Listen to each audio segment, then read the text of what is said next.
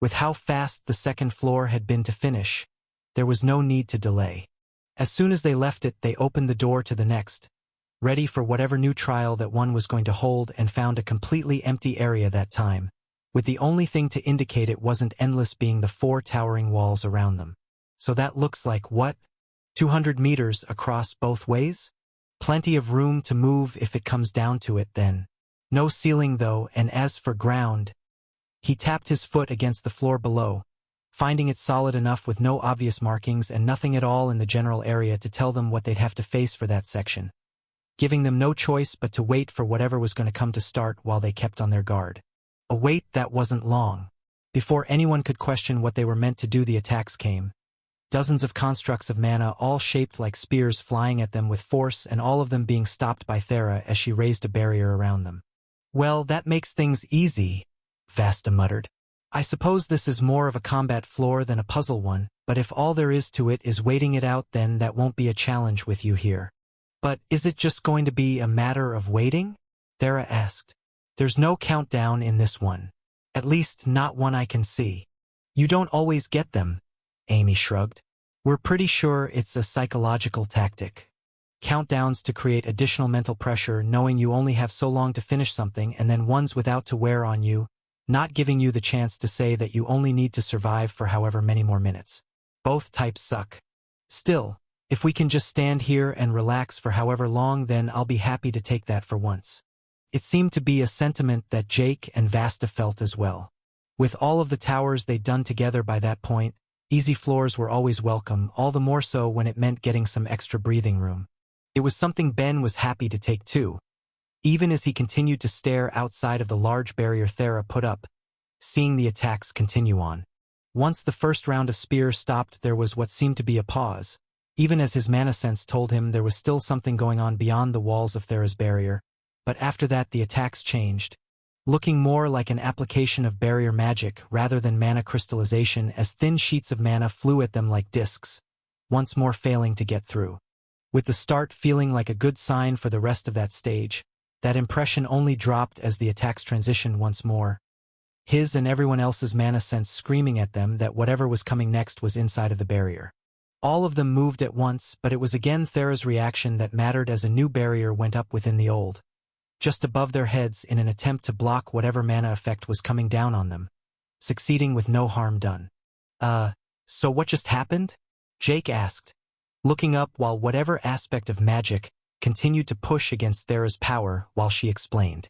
"It feels like it's pushing down against me. I'm pretty sure this would count as an advanced application of telekinesis. I'm not sure if we'd be crushed by it, but we'd definitely be knocked down." "So a defensive floor then," Vasta muttered, "and one where it seems the attacks could potentially come from anywhere. I suppose this will be a bit more of a challenge than it initially looked. Everyone, be on guard. We don't know what else might be coming." They'd only seen applications of raw mana to that point, which made it feel safe that was going to be what they'd be getting for that floor, but the fact that attacks could come from anywhere added a new dimension of danger, with Ben's mind immediately flashing to what had already happened to his heart. "If something appears right in front of my chest again and impales me before I could conceivably react, if I live then I'm going to destroy this tower. That might finally get me my sacrilege, and from the sounds of it, nobody else is likely to take this one on before the third wave rolls around. It would be worth it." It was a little promise to himself in the event he was forced to deal with what he saw as nothing but unfair level design, but also a future concern. Once that attack stopped, there were a few more rounds of different ones taking place outside the barrier Thera had up, once more giving them some breathing room until the totality of the space around them was filled with mana once again in an application Ben had never before experienced. The air became dense with grain-sized globules of the power, with the mana not crystallizing like in earlier attacks but instead taking a liquid form, droplets of it filling every available space until they moved at once, centering in on each of them to smother and drown the 5 in their power as Thera blocked it once more, creating smaller, more personal barriers around each person to protect them, with only the little bit that was already nearby getting through to press against their flesh, leaving Ben to analyze the attack that came. "They're pressing pretty hard against my skin, which isn't bad for a few drops of mana, but I can't imagine how dangerous all of that would be if it got in," he thought as he looked at the thick condensate that was wrapping around the barriers, obscuring his vision of the others with just how much there was. But more than that, heads up everyone. The time between different types of attacks is getting shorter. Are you sure? Vasta called back through it all. Positive, each round of attacks is about a second shorter than the last one, which means as time goes on we're going to be having to switch what sort of attack we deal with faster and faster. Things are going to get tight. Great! He heard Jake mutter at the same time the mana around them vanished. On the plus side, if we assume it's going to stop around whenever the attacks start coming every second, then that actually is a good thing. He told them, trying to be positive as a new flurry of blows came from beyond the bounds of Thera's barrier. If we assume they'll stop around then that means we have less than 2 hours left. That's a rather big if, Vasta pointed out while Ben just shrugged back. Maybe, but there's nothing else to go off of, so for now I'm just going to hope for the best. Who knows, maybe it will work out nice and easy like that. An attack that came from under them, designed to throw them in the air, was thwarted by Thera placing a well-timed barrier beneath their feet, using her magic to keep them firmly on the ground while Ben continued to count and observe before yelling out to the rest. After the next one, we'll have passed the 1 hour mark. With the increase in attack variance keeping up with his predictions to that point, the rest of them could feel the pace had increased as well, with attacks down to below 90 seconds before they changed again, with plenty more to go if Ben was right.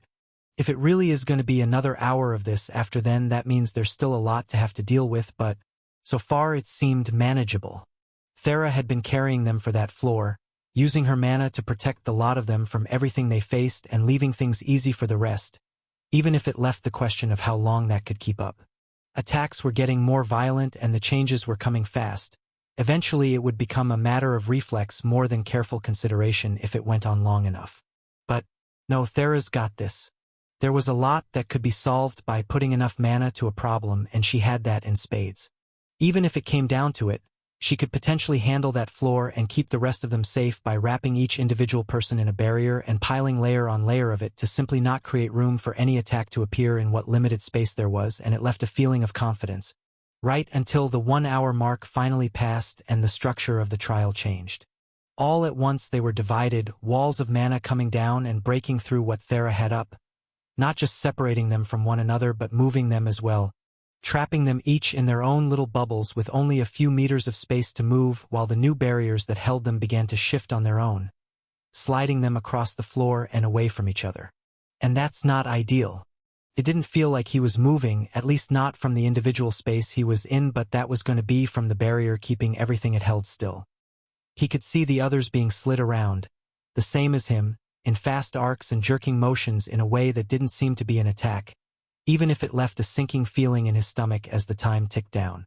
A feeling that was validated when the time came for a new attack without releasing himself or the others, with mana bullets coming in from all angles and passing through the barrier trapping him, forcing Ben to materialize his mana to protect himself as shots rang out against the metal plates he put up to block their paths, leaving him to rely on his senses and mind skills as he pushed them to the limits for the first volley before creating mirrors to see what was coming behind him, catching glimpses of the others as he did.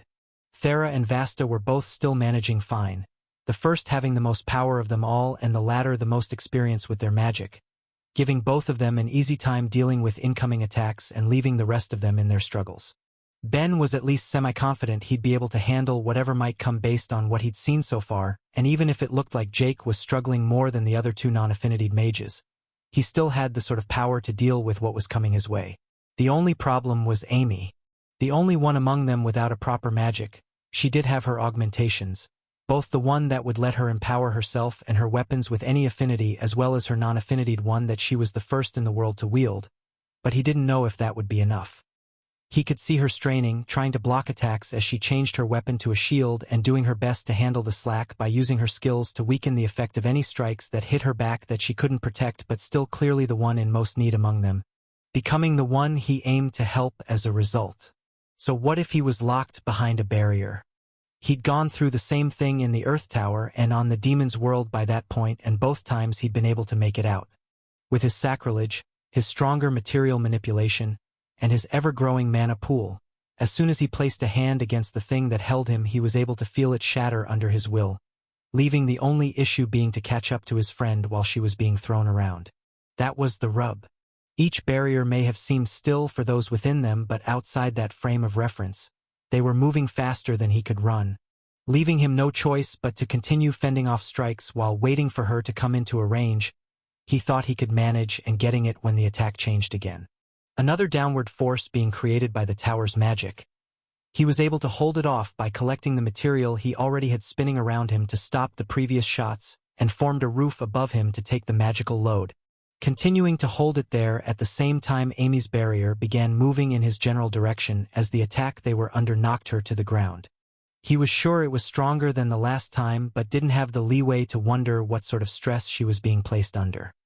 He had to trust her skills would be enough and launched himself forward the second he was sure he could make it, putting all of his speed and strength into the jump in tandem with the enchantment on his shoes, launching himself at her barrier and coming up just short. With a sharp left at the last moment it left his range, whatever spell they'd face next seconds away. I can do this. With time at a standstill he spent his mana, using his material manipulation on everything he was wearing to push himself those few extra feet he needed and felt his fingertips brush against it. His victory claimed as the barrier broke under his touch, freeing his friend. "Hey, looks like you could use a hand," he said, lifting her up as the force pressing down on her vanished once its time was up. "You okay?" "I'll live, thanks. What now?" "Looks like mana droplets again, great." The mana was already condensing once more, preparing to drown them and forced Ben to react, taking the metal he still had floating around him and more from his ring to make a tight room enclosing the two as he spent his magic to strengthen it under the crushing force pressing in on them. It was a strain compared to having Thera around to handle it, but a manageable one. He had thousands of points available to him and a regeneration rate in the hundreds. He could spend most of what he had and still be fine so long as some easier options came around after for him to refill his pool, even with his next priority clear. As much as I love being left to try and account for every attack we're going to face with my only real useful option, when this one ends we're breaking Thera out. Now that we're already freed from the barrier, I'm going to guess the trial probably can't account for that, so we shouldn't be forced back in again if we get the rest out. Okay. Sounds like a plan, but how are we going to know when it's okay to get out? Being fully enclosed, there was no light for them. No way to see what was going on beyond the wall Ben had created, and the answer he gave her wasn't reassuring. "I'll be able to feel when the walls aren't being crushed, and beyond that, just be on your guard and we'll do our best." Now, 5 seconds. Just a few moments more of the mana around them crushing down before it disappeared and Ben took the walls he'd built back into his ring, using what was left to block an incoming wall of mana from smashing into them as he got his bearings and found Thera.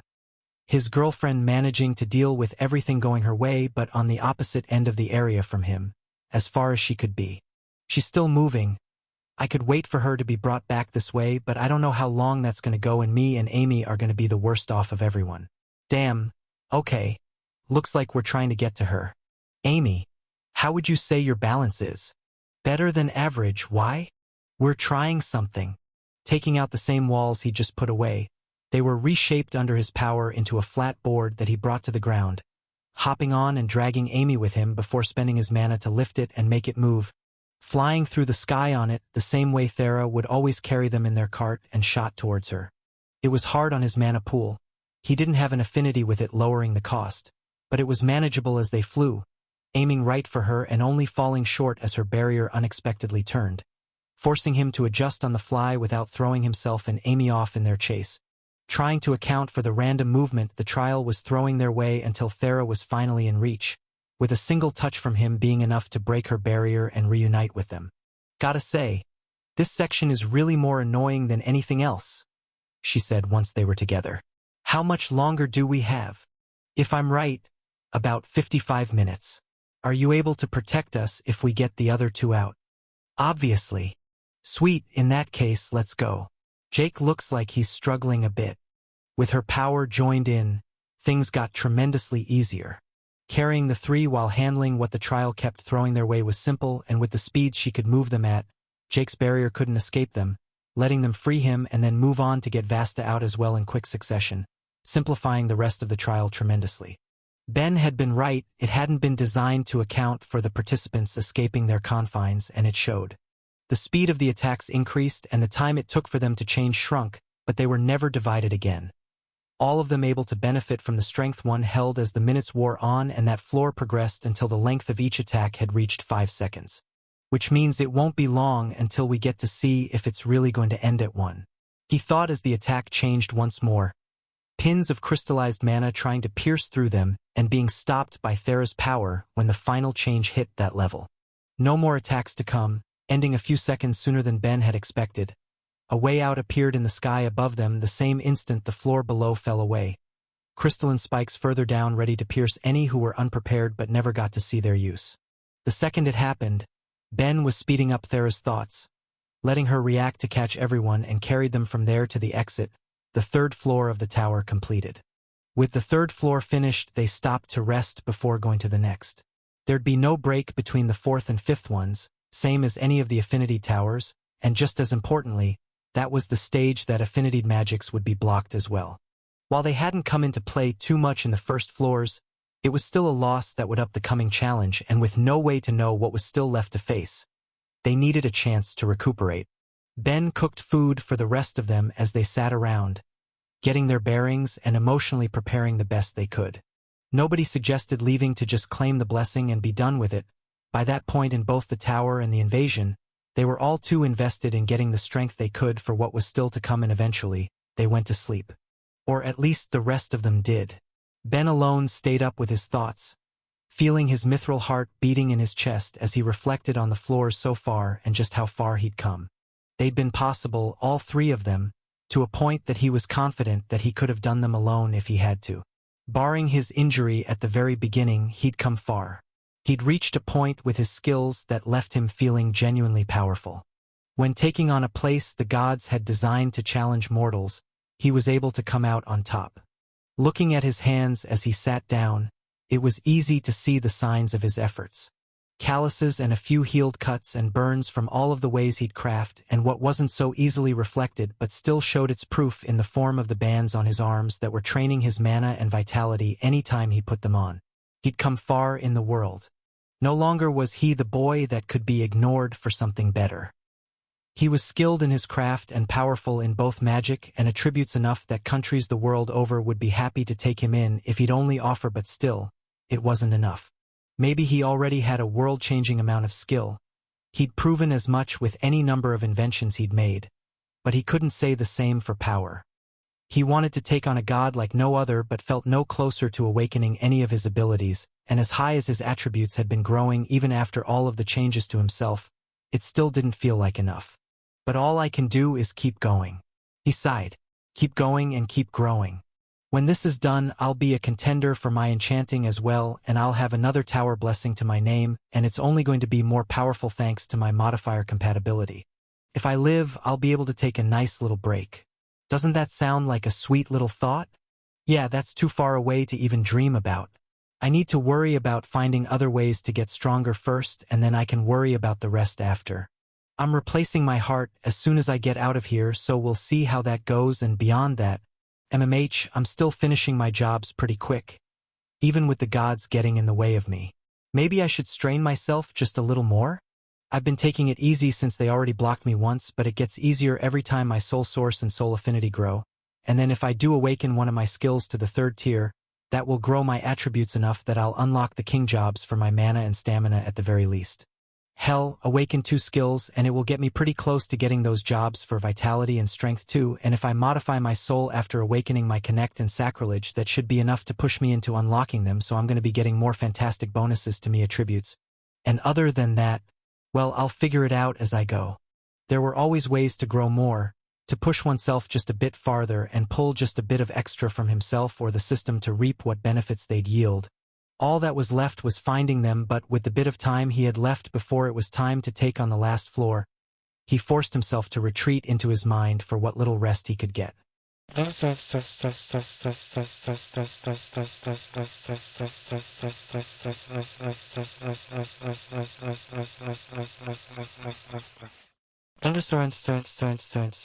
Is everyone ready? Vasta asked, her hand already on the door, ready to go through and just waiting for confirmation from the others for that final push, with Amy pulling out a spear from her ring since the magic storing her weapons would soon be blocked off, while Ben confirmed everyone had a few potions before finally giving the nods she wanted. All right then, let's finish this. The door to the second last floor opened, and with only a few steps they were all through, ready for the scene beyond and getting nothing but fog, a thick wall of it obscuring their vision and making it hard to see even the others around them. Anything more than a few meters was practically impossible, even if it was enough to make them aware that the thing they were on had a distinct edge. A platform maybe 5 meters across and square in shape. They had no way of knowing what was below or beyond it as it stood, leaving them on an island of uncertainty. "Oh man, I really hope this isn't going to be a combat floor," Jake muttered, getting Ben to respond. "Whatever it is, we're on a timer again," he told them as he looked up to the sky, with 3 hours clearly marked and being bright enough to pierce through the fog around them, acting as their sole source of light. "What are we thinking here, a dash?" His words were cut off, stopped as he felt the floor beneath them shift, not enough to throw them off but gently lifting and falling, making them all aware that however slight, they were all moving on it with whatever danger that might imply yet to be seen. "I believe, until we get reason to assume otherwise, that we should be treating this floor as one where the point is to find the exit," Vasta suggested. "With nothing else to go on and nothing obviously attempting to kill us yet, it's our best option for the time being, at least until we find something to change that assumption." "All right then, where do we start?" Amy asked. "Dealing with the fog. Thera, would you be able to try and clear this away the best you can for us to let us get a bit more vision?" "Yeah, I can try." Similar to the last floor, Thera made a barrier around them but this time caused it to expand, pushing the fog around them farther and farther away to give a greater view of their surroundings as the environment was slowly revealed, showing that beyond their own platform were more all around them, the same large squares, all of them gently swaying up and down in a way that revealed the depth of each one, raising and lowering meters each time but never enough to see their bottoms, at least from that vantage point. With more of the scene revealed, Ben walked to the edge of the one they were on and looked down, seeing nothing but a dark pit that went on endlessly and revealed it was giant cubes they were floating on through the void, leaving him to sigh. "No matter where I go, I always see his face." The comment was ignored, with Vasta instead focused on Thera.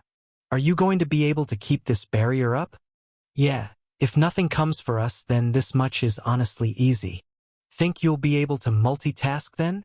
"Probably. What do you have in mind?" "If we are looking for the exit, then we need to start moving. It would be a pain to get around a place like this usually with the way it looks like it operates, but if you can carry us all while both keeping the fog away while having the platforms visible, Jake and I can focus on our clairvoyance to search out the areas out of sight for the exit." "All right, yeah, I can do that." "Good. In that case, no time to waste. Go straight ahead. Jake, you search the left while I search the right and hopefully this won't be too long." With orders given they began to move, the world passing by under their feet as Thera carried them, both Ben and Amy having nothing to do while the others worked. As minutes passed by it became more and more clear that there were no attacks coming for them. What they'd found was what they'd got. An endless sea of platforms with the only thing missing being the way out. "God, I hate feeling like dead weight," Amy muttered. "This entire tower's been floors I couldn't help with." "Really? Man, I love it. Nothing better than an easy time." "Yeah, but you've played your part plenty already. All I've been doing is been getting carried along," she sighed. "Feels like I've had to do that in a lot of the towers. And is that a bad thing? I mean, I'm now a contender for my augmentation. I kind of feel a lot better if I'd actually earned it." "Who says you haven't? Towers are about teamwork as much as anything else, right? You can never know what you're going to face, so there's always a chance someone's going to be doing a lot less than others. That's just life. Getting to the top means you've earned it. MMH, easy to say when you've actually helped in all of the towers you've been to." "Me?" He laughed. "Yeah, sure, I've played my parts for this one and when we did the Earth Tower together, but you want to know my masterful plan when taking on the Life Tower before? Leave it all to Thera and get her to carry us through. Well, also cheating, but that part is less important because it didn't work at the time. And then for the Dark Tower, to make things even easier, you want to know the best bit of help I contributed? I realized the gods hadn't banned the Great Spirits from participating, so I got Foon, the Dark Spirit, to go in with us. My greatest strength is being willing to cheat. That's it. So what has you so self-conscious about this?" You know me and Jake are supposed to be trying to get to the 3rd tier before the next wave, right? Yeah, and you've even got access to a couple soul mages to help. I'm sure you can manage. Except how the hell am I supposed to get through that barrier when I've barely leveled any of my skills outside of what I've been doing in the tower? I haven't exactly been growing through effort. God. I'm so incredibly jealous. I'm being serious. So am I. Still, not to put too fine a point on it, but I can see your skills. I know you've been raising some of them on your own. My 1st tier ones, sure, not the ones that actually matter. And actually, a lot of that is going to be because of Yuzu and you. I got a lot of levels both times you helped me go through my jobs. Okay. But I can see your combat and your non-affinity augmentation are both at their 3rd level, and I know you haven't been getting them from the towers. No, I've been getting them from having a soul mage at my beck and call along with all of the blessings I've been given for basically doing nothing too. She sighed, holding up a hand before he could say anything else. And I know I wouldn't have gotten them if I hadn't been properly training for them and improving, but it's not really the same. All right, well, whether you've been dead weight or not, there's one easy way to absolutely show you've earned your skills, no matter how you got there. I kind of doubt it. No, there absolutely is. Succeed and reach the 3rd tier. Anyone that gets there deserves it. I think you missed the part where I have a bunch of blessings and a soul mage to help me. Yeah, and it's still a practically impossible goal, he shrugged. Look at me. I've been a contender for years and I still haven't awakened my sacrilege. Getting there is hard. Should you be trying to awaken your sacrilege? Are you particularly religious? We live on a planet with hundreds of very real gods and… Wait, you're still an apostle, that should really be my main point. Ha, you got me there, but it's fine. Well, not fine. A hell of a lot of them up there don't want me succeeding and have shown they're more than willing to get in my way to keep it from happening, even if they typically get in trouble for it after, but the only one I need to care about seems cool with it. Well, maybe cool with it is a bit of a stretch, but I'd at least say Myriad has come to terms with it. That doesn't sound like you should actually be doing it. Sadly, I can't escape my roots, coming from a reality without gods of its own, at least as far as I know. The agnosticism within me is still strong. But we also got off course. You feel like you're not doing enough? You still have Warrior's Tower to take on. You'll be able to fight to your heart's content there to make up for it, I'm sure. And if you feel like you don't deserve the strength you've got, then work until you do. Nobody on the planet is going to call you out so long as you can play your part killing demons and saving lives. MMH, I guess. The conversation didn't actually help her, but getting the feelings off her chest was nice enough, and with nothing either of them could do in that moment, the two let themselves be carried on as the search continued as the minutes kept passing by. MMH, this is beginning to look a bit troubling, Vasta muttered as the clock continued ticking down. It was a sentiment all of them could share. With half of their time used up in their search as they flew across the endless plain of platforms, they hadn't found so much as a glimpse of an exit despite the fact that they were covering distances that regular parties taking on the challenge couldn't imagine. A distance that would have taken anyone else days to traverse had been examined and explored but didn't leave them with a drop of hope for getting out. What else can we do then? Jake asked. If we can't find it, then we're missing something. Maybe it's because we haven't been interacting with the trial in a normal way? Ben offered. Most parties wouldn't be flying across all of this. They'd be moving platform to platform. Maybe there's something that we should have activated that we've missed out on.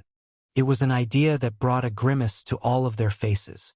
With half of their time gone, if it was because they'd simply failed to find and interact with some pivotal part of the trial, then all of their searching until that point had been nothing but a waste. Thera, bring us down, Vasta said after grappling with the idea Ben put forth. Better to see if something happens. Giving a nod, his girlfriend brought them down, all of them waiting for a moment on their new platform but with no change to come. If there were platforms that would activate in some way with their presence, it wasn't that one. That didn't mean the idea was wrong though, and they kept trying. The gaps between the platforms were big enough that anyone could have fallen through if they weren't careful, but with Thera still there to move them, it was easy to jump from one to the next, even if there was still no change, and left them standing in silence after their 6th attempt. Maybe if there was some sort of activation condition, it was around the one we started on? Amy offered. If we skipped whatever it might have been, then maybe nothing further down would activate first. The idea brought a frown to Vasta's face. I'd prefer to think the gods wouldn't be so careless to build a trial where the conditions we'd need to conceivably finish it could be bypassed. I can absolutely believe the gods of this world could up on building a core feature of one of their trials. Okay, well, only one way to know for sure, Ben told them. I can remember how many platforms we passed, and if we're not slowing down to search, then Thera can get us back there in 15 minutes. Easy. Unless we have any better ideas. No, I suppose we don't, Vasta sighed. We'll have to keep thinking on the way, I suppose, but for now I vote we'll do as you suggest if everyone else is in agreement. With no other ideas, there was no argument, thereby beginning their journey back.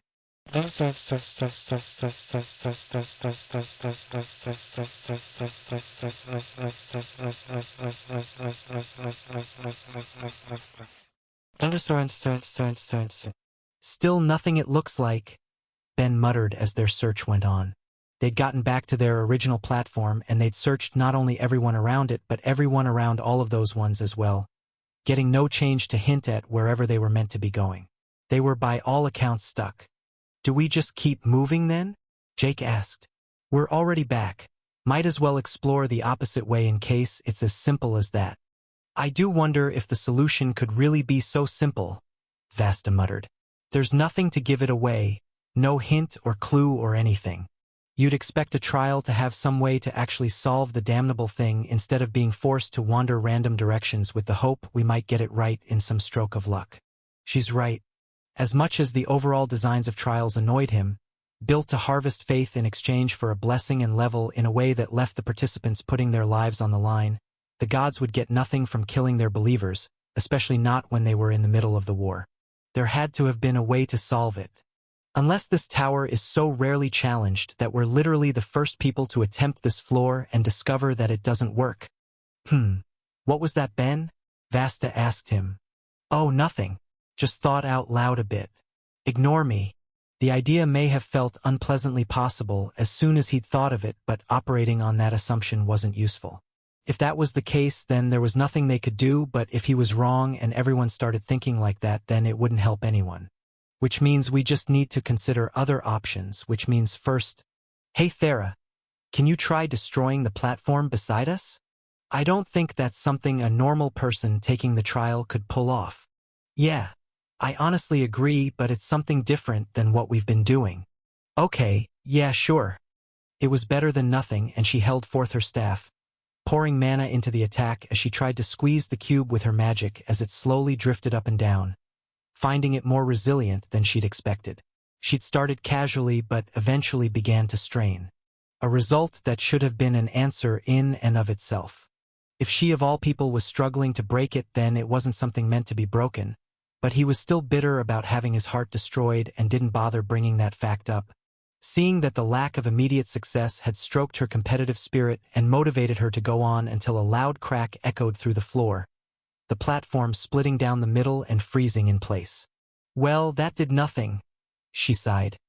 Even if there was a small edge of pride to it after proving she could overpower the platform. So what now? It was a question they were all wondering as Ben continued to stare at the broken platform, frozen where it had cracked amidst a sea of movement as a question came to him. All of the platforms were moving at fixed intervals, having high points and low points, but each one was moving in a specific way, keeping one singular feature of them obstructed from view. Oh damn, can't be that easy. Can it? There was only one way to find out, and feeling so incredibly dumb, he turned to Jake and Vasta. Guys, you think you could clairvoyance a look on the bottom side of some of these platforms? Wait, you don't think Dash? It's the only reasonable place we haven't checked. There's enough space to fall between them, and with the way they're all moving, nothing gets high enough relative to the others to see if there's anything on their underside.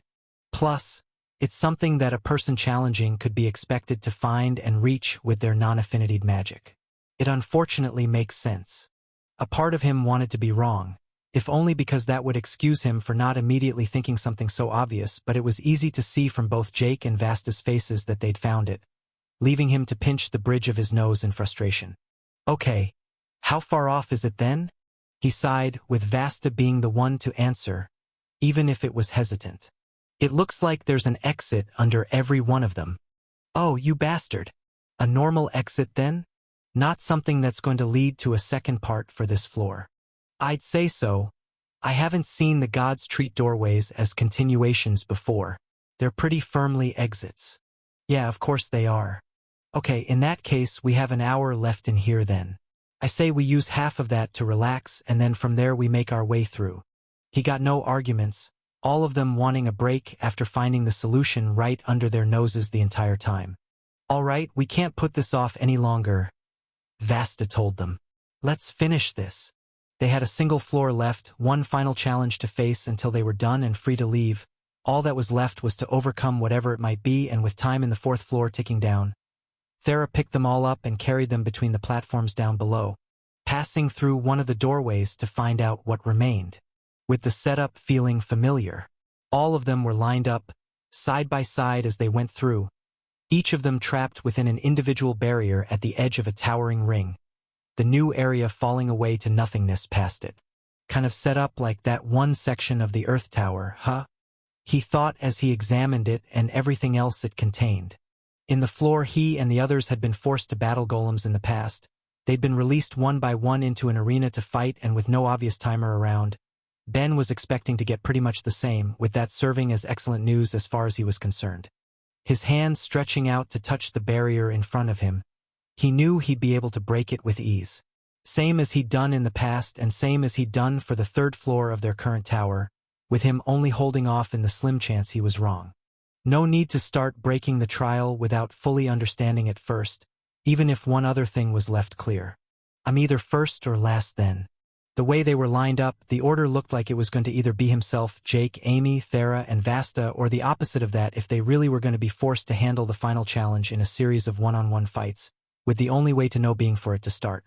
Past! Hey Ben! Jake whispered beside him, seeing things in the same light. Think this is going to be like the Earth Tower again? Probably. Think you'll be able to get yourself out of here again? Absolutely. Then what do you say you just break us all out when the first one starts so we can bulldoze the competition? If it's what we're thinking then that's the plan, don't worry. I'd prefer you didn't, Vasta chimed in from the other side. At least as long as it doesn't look like someone's going to die. The goal may be to claim the rewards, but that doesn't mean any here should neglect to challenge themselves. Gods know, there's going to be enough to struggle through soon enough. Take the practice while you can. He watched Jake slump at his teacher's words while Ben just shrugged. From the looks of it, Amy and Thera felt the same as the older mage, so if they wanted to try things honestly first he wouldn't get in the way unless it was urgent. It would hopefully be good for his own training too, so with his goal of getting stronger, he'd only step in if it looked like he really needed to. Guess I'll just have to be prepared then. With the answer to their order seeming decided. Only a second later, Vasta's barrier collapsed, letting the mage out to walk to the near center of the stage where a patch of ground began to glow. Stand here, I take it? She muttered, stepping within and bringing forth her opponent as a perfect replica of the world's non-affinitied mage took the other end of the stage. Oh, so we're doing copies then. Neat. Maybe it should have felt more surprising, but he'd dealt with similar enough events before and despite the risks had enjoyed them both times. Perhaps communicating with a hallucination brought forth by the Dark Tower shouldn't have really counted, but it had been fun to bounce a couple ideas off of the other at the time, and when it came to proper copies, the one he'd found in the Trial of Analia had left an undeniable mark on him. Completing that section of the goddess's trial had gained him both levels and a skill at the time, with his connect and focus raising as well as the acquisition of complex mind, the union of the last two and plenty of other options being what had grown towards his current mental structure. He'd been able to cooperate and reaped a boon as a result. Even if chances seemed slim it would happen again. After all, those levels may have come as a natural result of doing the trial, but getting complex mind came from being connected with something I merged with. Plus, we were able to peacefully communicate. Doesn't seem like we have the same options right now. Vasta's copy was already springing to move. The fact that a fight was unavoidable made obvious, even as a different idea scratched at the back of his thoughts. Who was to say he couldn't claim similar rewards for himself just because whatever copy of himself he was going to have to face was going to be adversarial?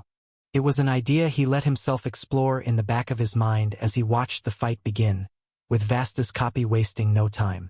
Before the mage could fully process what she was seeing, it was already attacking, mana surrounding the original and about to crush down, only being stopped by a quick barrier just barely blocking it. Not enough to stop the copy though. The other Vasta rushed forward in an instant, propelling herself with her mana and placing her hand on that protective shield, breaking it down as two things happened.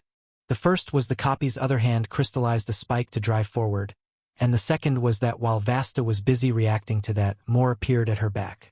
A sneak attack designed to pull her target's attention away from the true danger. The mage's years of experience shone through, both propelling herself to the side while forcing the duplicate forward, throwing it off its balance and making it cancel its attack, even if her evasion wasn't flawless. A gouge tore through her arm, enough of an injury to be a distraction during the fight, as blows continued to be exchanged while Ben watched and evaluated. This isn't just a copy. He finally accepted. On a purely technical level, the fake Vasta is better with her magic.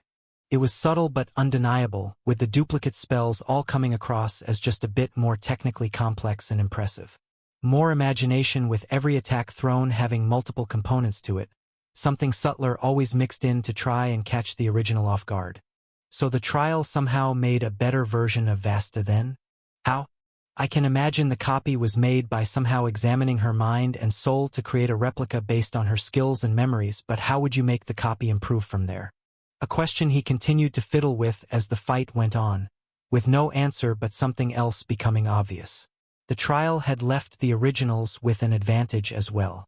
Blow for blow, the true Vasta was being forced to keep up with the others' attacks, but strength-wise, when they clashed, it was the real one whose spells were winning out in the end.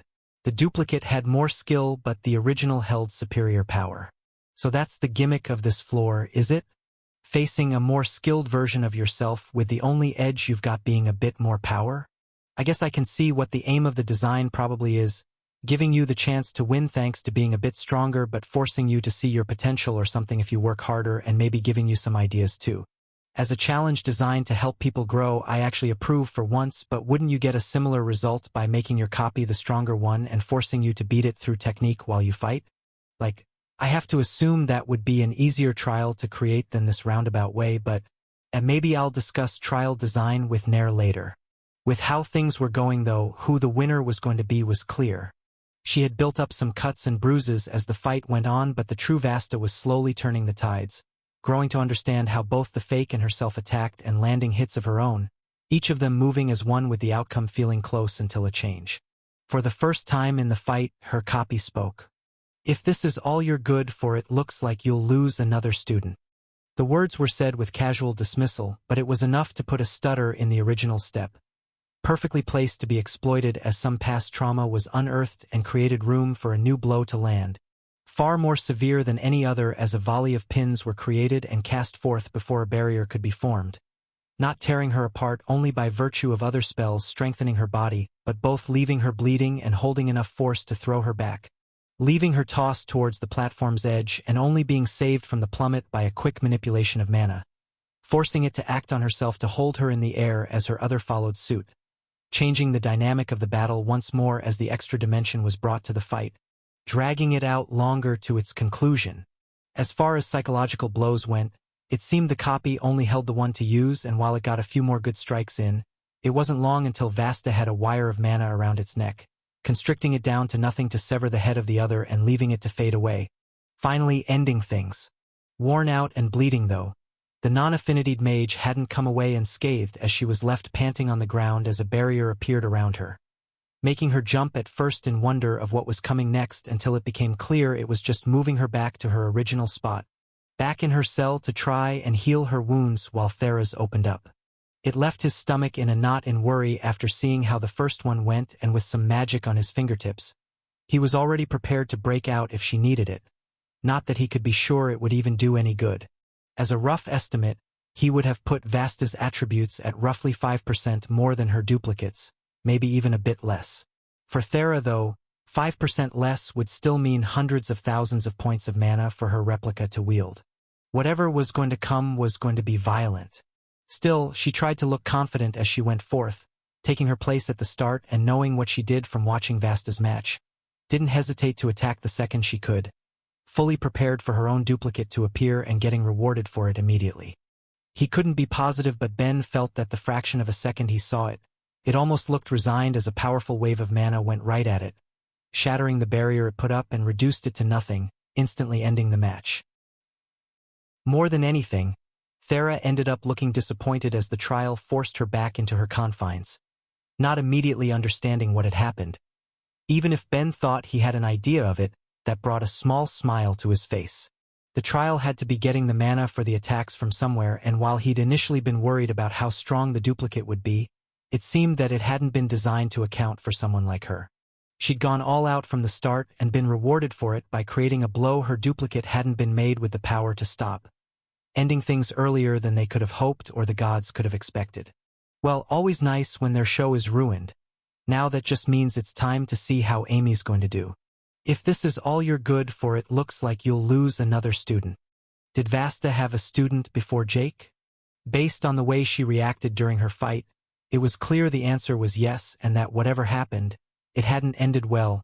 Something the woman she'd known since arriving on that world had never touched on in their time together, but apparently still cut deep enough to leave a psychological blow when it was brought up during her fight, nearly bringing things to an early end that left its impact for the rest of their duel.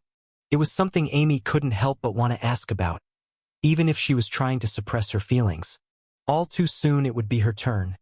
She needed her head in the game for what looked certain to be a struggle, with the mage she knew left bleeding and beaten by the end, even if she'd come out on top.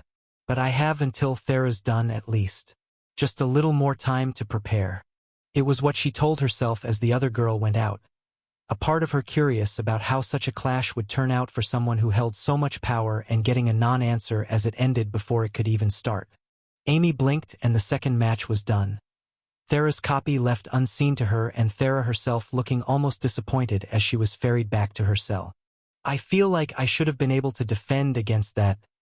Amy heard her mutter, her friend not seeing why it had been so easy when it was an attack that Thera herself thought her replica should have been able to handle, but there wasn't going to be an answer for her, and there was nothing for Amy to add to whatever complicated feelings may have been left from. Such an easy victory after what they'd all first witnessed. Her own time was up so much sooner than expected, and with Thera returned, her own cell opened, letting her walk out to face herself. A part of her couldn't help but wonder what would happen if she just didn't step into the glowing patch of the platform but didn't pursue that curiosity in the end.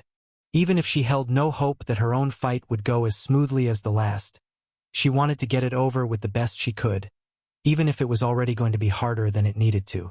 After seeing how Vasta did, not getting Ben to break out to turn things into a 2-on-1 really does feel like such a bad choice, but, well, I can't let someone else carry me through this entire thing. She already accidentally dumped her feelings about how little she'd contributed to the tower on Ben once. She couldn't just immediately try to get someone else's help again for her trial when it was going to be as much of a place for her to improve as anything else. She'd seen the skill of Vasta's copy and wanted to know the level her own would hold, so prepared as she could be, she held forth the spear in her hand and waited a beat for her duplicate to arrive, throwing herself into the fight the moment she did. With her weapon held forth, her aim was for a quick kill, but it was obvious from the start that her own battle was going to be more comparable to Vasta's than Thera's, with her duplicate spear expertly parrying her own while continuing forward in her thrust. One hand taken off her weapon to throw a punch empowered by her augmentation that the real Amy only barely dodged. Feeling the force of the blow that just barely missed her face, and combined with what she'd seen in the first fight, it was an easy choice to set up her augmentation to behave defensively. A power that used mana in a way that could be considered a limited form of magic, it was able to be applied to her weapons and her body to exhibit various effects, but as the first holder of the non-affinitied version of the skill, there'd been a steep learning curve for figuring out what she could and couldn't do with it, an issue she still struggled with as she'd explore her power, even if then and there she decided to keep it simple. This tale has been unlawfully lifted from Royal Road. If you spot it on Amazon, please report it. Strengthen her body and weapon, strengthen her defense as well, and she'd hoped that would be enough to deal with the brunt of the blows, even as one thing became clear. While it seemed like Vasta's copy was a little better than the original, the gulf Amy was feeling with her own was all the greater as its kicks and punches were mixed into the regular spear arts she'd learned, with what she'd thought was going to be a jab from the other's weapon turning into an elbow strike and getting her in the ribs after she'd dodged. leaving a pain in her incomparable to what it should have been with the precautions she'd taken as an answer came to her. Was that magic nullification? It certainly felt like her defense had been broken, but while she and Vasta were both confident that she should have been able to use her skill in such a way, empowering her strikes to break whatever magic they came across, she'd never had success in getting it to work. Combined with the fact that pulling it off would mean stripping the enchantments from whatever weapon she wielded, and it had become a potential aspect she hadn't tried too hard to perfect either, but to have it so naturally used against her came as a shock that forced her to reevaluate her strategy. Defense may not have been an option anymore, so she instead went all in on offense, keeping her body strengthening up but aiming to enhance everything else about herself she could as well. Her reflexes and reactions improving to help her dodge a few more attacks and limit the damage of the ones that landed while getting a few in herself, making sure her duplicate was left bleeding just as much as her while the fight went on. Her focus fixed solely on her target numbed the sting of each blow she received, though. Everything she had devoted to her opponent as she watched where the other was better and did her best to overcome it with power, feeling like she had a chance no matter the beating she was taking. No definitive blow had been struck as they each worked to break the balance, the copy finally opening its mouth to do just that. If this is all you amount to, it's no wonder you're a side character in your own love life. First choice of neither, and who could blame them? It should have been something she could have brushed off, but seeing her own face give voice to some of her insecurities left her to stutter in her attacks. A dumb mistake that her copy was able to capitalize on with a lung, sinking its spear into her arm, tearing through the same bicep she'd already hurt once in the beginning of the trial and leaving the one who'd delivered the blow to smile. Nothing cute about insecurity either. A punch to the face followed, breaking Amy's nose as she did her best to focus on the fight in front of her. Whatever worries she had about her relationships, they were only being pointed out to weaken her. Letting them succeed any more than that would only spell her defeat when she was already trapped there. The spear piercing her arm, holding her in place while the duplicate rained down blows, her punches empowered and beating Amy to a bloody pulp as injuries built up, dramatically shifting the direction of the battle, and leaving her to move on instinct by the end in one last futile struggle. Increasing her speed and the strength in her jaw, Amy lunged forward when her duplicate got just a little too close, feeling the shaft of the spear slide through her muscles but also feeling the duplicate's throat under her teeth in an attack it hadn't anticipated as she bit down through it, her enhanced strength, speed, and reflexes making it easy as chunks of blood and sinew filling her mouth until all at once it wasn't. She'd gotten the kill, and with it, everything her copy was disappeared. She almost collapsed to the ground, only stopping as a pair of arms caught her, and with a bit of strength looked up through the blood leaking into her eyes. Ben. Ah, sorry. Looks like I didn't have enough faith in you. I broke out to help, but you'd already won. Ha! I did win, didn't I? She laughed, feeling giddy despite it all. That really sucked so much. Yeah, it looked like it. Are you able to heal yourself with your augmentation? Ugh. Not without my affinitied one, so you and Jake better make your fights fast before I bleed out. Or I'll break down the walls for Vasta and Thera to give you whatever treatment they can. Yeah, that could be nice too, she told him before her injuries finally caught up with her. No more adrenaline flooding her veins. She passed out, getting what bits of peace from that fact she could. If this is all you amount to, it's no wonder you're a side character in your own love life. First choice of neither, and who could blame them? Jake felt his stomach drop the second he heard Amy's duplicate say that, the feeling changing into horror when it proved enough of an emotional blow that left an opening to get her stabbed. Amy was the strong one among them, the responsible, dependable one, and it was so easy to think she didn't have any insecurities to her. She was confident, able to handle anything he couldn't, and now there she was, having whatever feelings were hidden in the back of her heart, tossed in her face for them all to hear, and he was at the center of them. Stupid, were you really so happy thinking everything was fine even when you're such an idiot? His inner thoughts scolded himself. Ignore the girl who's been beside you all your life and agree to marry the first one who happened to be blunt enough in her interest for an idiot like you to understand, and you just thought things are fine because nobody's acting like there's any problems? With it being enough to instantly shift the tide of the battle, the real Amy left taking blow after blow with her loss looking imminent to the point that Ben reacted and broke out of his cell. Coming into Jake's view in the same moment she managed to end the fight herself, biting through her copy's throat and killing it before falling into Ben's arms, with Jake having been completely powerless to help one of the women he loved. After a moment, she and Ben both were captured by the end barrier and brought back to her original position among them, with Ben breaking down the walls again for both Vasta and Thera to give what help they could with their non-affinitied spells, while he began moving back to his original section at the same time Jake's cell opened. "You all right, man?" Ben asked as he passed, able to see the answer was a clear no but let it go when Jake nodded. "Fine, I'm fine. Just want to get this over with." "All right. I'm here for you if you want me to jump in." "Thanks. But if everyone else is handling things themselves, then I can't just not try to do my best too." "All right, good luck." Without another word, Jake walked to his position. Spells already forming as a barrier went up around him for what protection it would give before firing crystals of mana, aiming where he knew his copy would appear and getting them all blocked the instant it did. Its own barrier in place, defending it with an end product that was indescribably different from his own in a manner he couldn't understand. The way the light passed through it looked strange in a way he was sure had to mean it was improved, but beyond that, there was no clue to the change that made it worthwhile. Stranger though was that, unlike in the case of Vasta and Amy, his copy didn't immediately attack. Its defense was solid enough that it had the leeway of observing the area, its eyes locking on to Amy's beaten and unconscious body. "Wow, you really let her down this time, huh?" Words that stabbed him like a knife, his face giving away their effect while his copy just smiled and went on. "But then what else is new?" the other said with an exaggerated shrug. "Being unreliable is basically your defining trait at this point, isn't it?" "Shut up." Yeah. The truth hurts, doesn't it?" it asked, finally launching an attack with Jake already riled up enough to get in the way of the fight as sharp points of magic shattered his barrier before an invisible blow from above slapped him to the ground. "But that's just who you are. Half-assed and useless in life and love.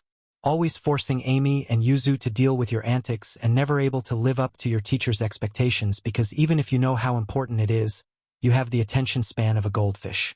So important for the skills you came with through pure luck, so worth investing in, but after 5 years, this is all you have to show for it."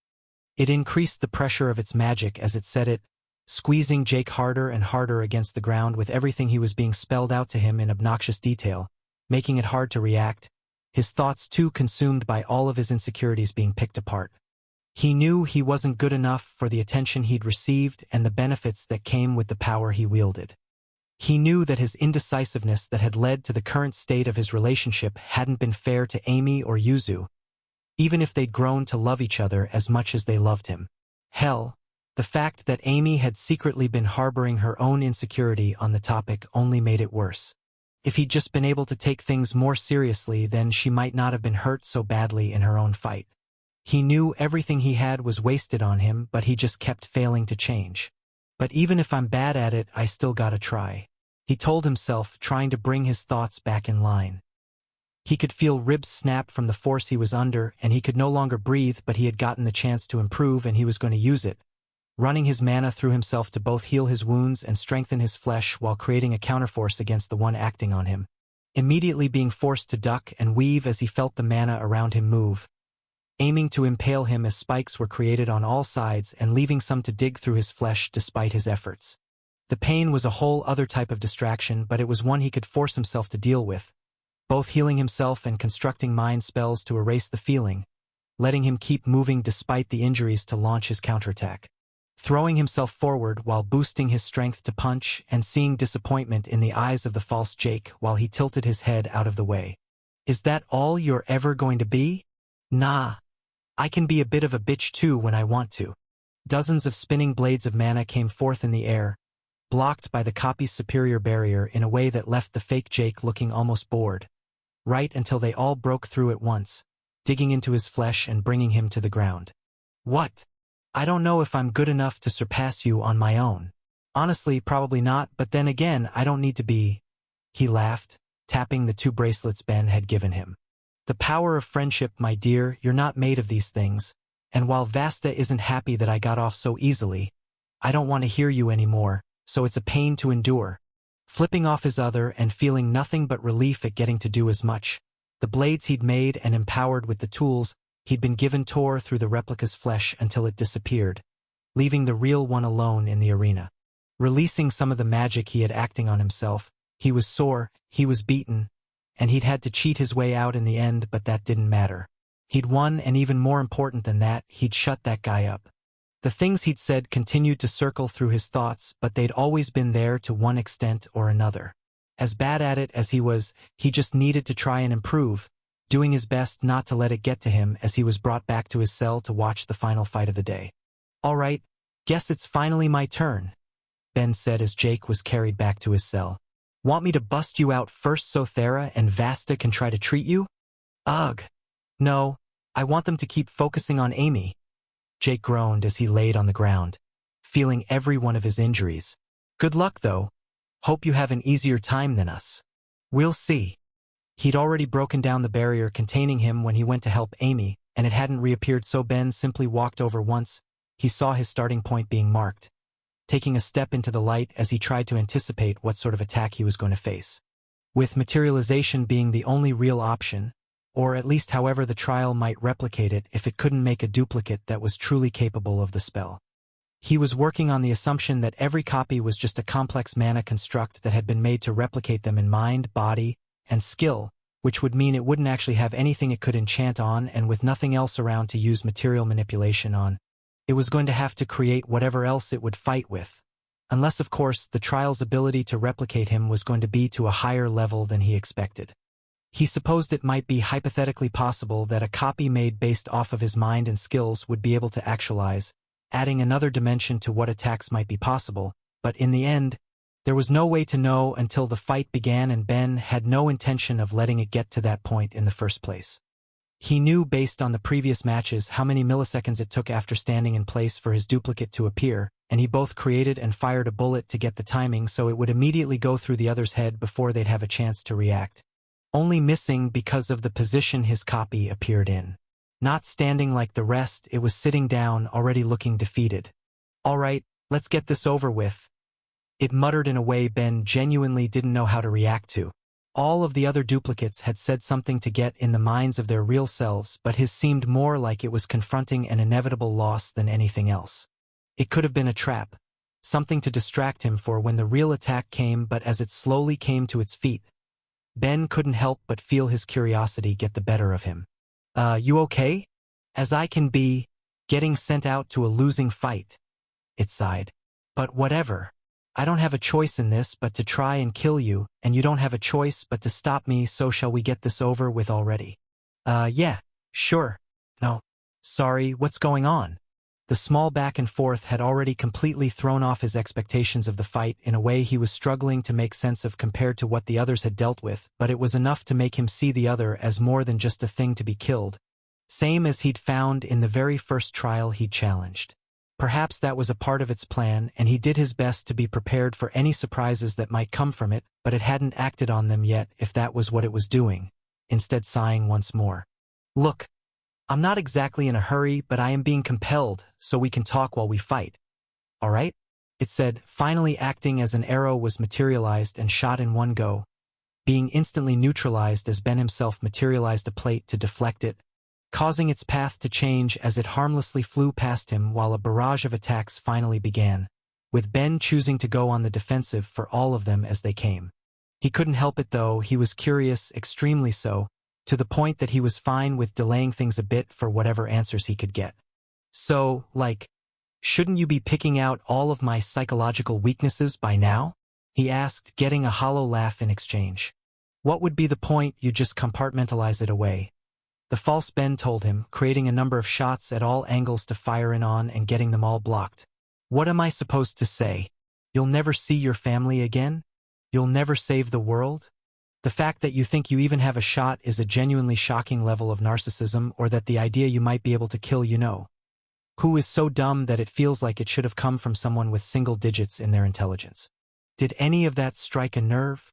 Not really," he shrugged, immediately seeing the other's point. All were things he'd gone over enough himself, and the other was right. He could just mentally push it to the side. So what if his goals were ridiculous, narcissistic, and more likely than not a little impossible? He still had to try them. That was just a fact, not some deep-rooted insecurity to be exploited. But then what are you?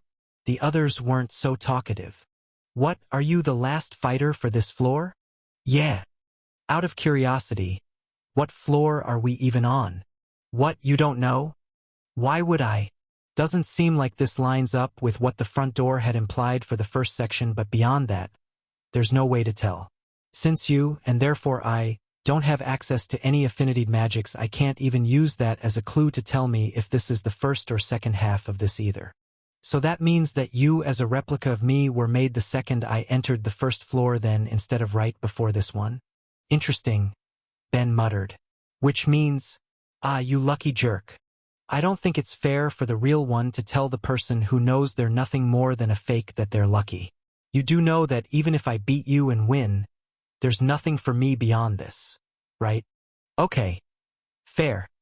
It's just you missed some bullshit I had to deal with on the first floor. Yeah, the gods absolutely sucked at level design. The second I walked in there was already an attack so close to my chest that it wasn't even in my field of view, and long story short, I got my heart destroyed. It took a beat for the other to process it, but once he did the false, Ben couldn't help but laugh as he continued on his attacks. Wow, ne'er messed up, huh? Yeah, not thrilled. If I get out of this, then he's getting an earful later. Which is going to depend on if I beat you or not though, because to answer your original question, this is the 5th floor. No kidding? I guess there's something a little flattering about being the final challenge, even if that's still going to be the end of me. Okay. But on that note, why are you so talkative compared to the other copies? Did my mines and sacrilege affect whatever process made you in some way? Maybe. I never met the others they faced, so I can't say, but if I had to guess, they all probably thought they had a chance of winning and were left more focused on their goal. I have no such illusions. Even if I have to try and kill you, the knowledge that it's impossible is surprisingly freeing. What? Why is it impossible? Sorry, that would be telling. I can't exactly be giving away anything that would give you an advantage, can I? I'm sure you'll notice on your own eventually when you stop stalling and try to fight me for real. Well, just a little then. I really would like to chat longer, so I can't have you dying on me quite yet, Ben said as he began launching his own attacks, watching as his replica continued to fire his own while now managing his defense on top of it, while Ben's number of shots grew until it reached a point where he was seeing the other do something he himself didn't. He could see the copy begin to struggle. Interesting, he muttered. You're a lot worse than you should be. Gee, thanks for that. You know what I mean. Even if you didn't get to see the others, it's pretty obvious that you're not on my level, which seems to break the fundamental feature of the trial structure. And mind sharing what that is for someone who didn't get to see the other fights? You were meant to be a little lower than me stat-wise, but superior in using my skills. The fact that you can't keep up means that somewhere, something went wrong in your creation. Did something about me break the floor again? You're getting warmer. Let's see if you can get it before you decide to just win already. Is it because there's certain skills I have that you can't use, or is it because you have the same ones I have that you can? If you're modeled after my mind, did you get curious and try to give yourself a soul to see what would happen? That would be interesting, but I can't pull that off. Too bad. I wonder how that would have turned out. In that case, something to do with actualizing then. I do it in tandem with my materializing to lower the cost. Are you unable to, leaving your attacks more expensive when you already have less mana than me? Well, yeah, I guess that's part of it. Part of it, huh? He wanted to know, and maybe that could have been a trap in and of itself.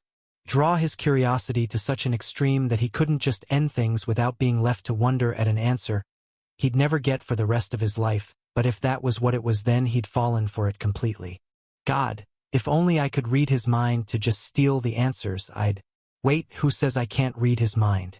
Since it seemed the gods couldn't make them, he'd been operating on the assumption his copy didn't have a soul, and while that most likely remained to be true, he'd found himself falling into another clearly false assumption about his own power set.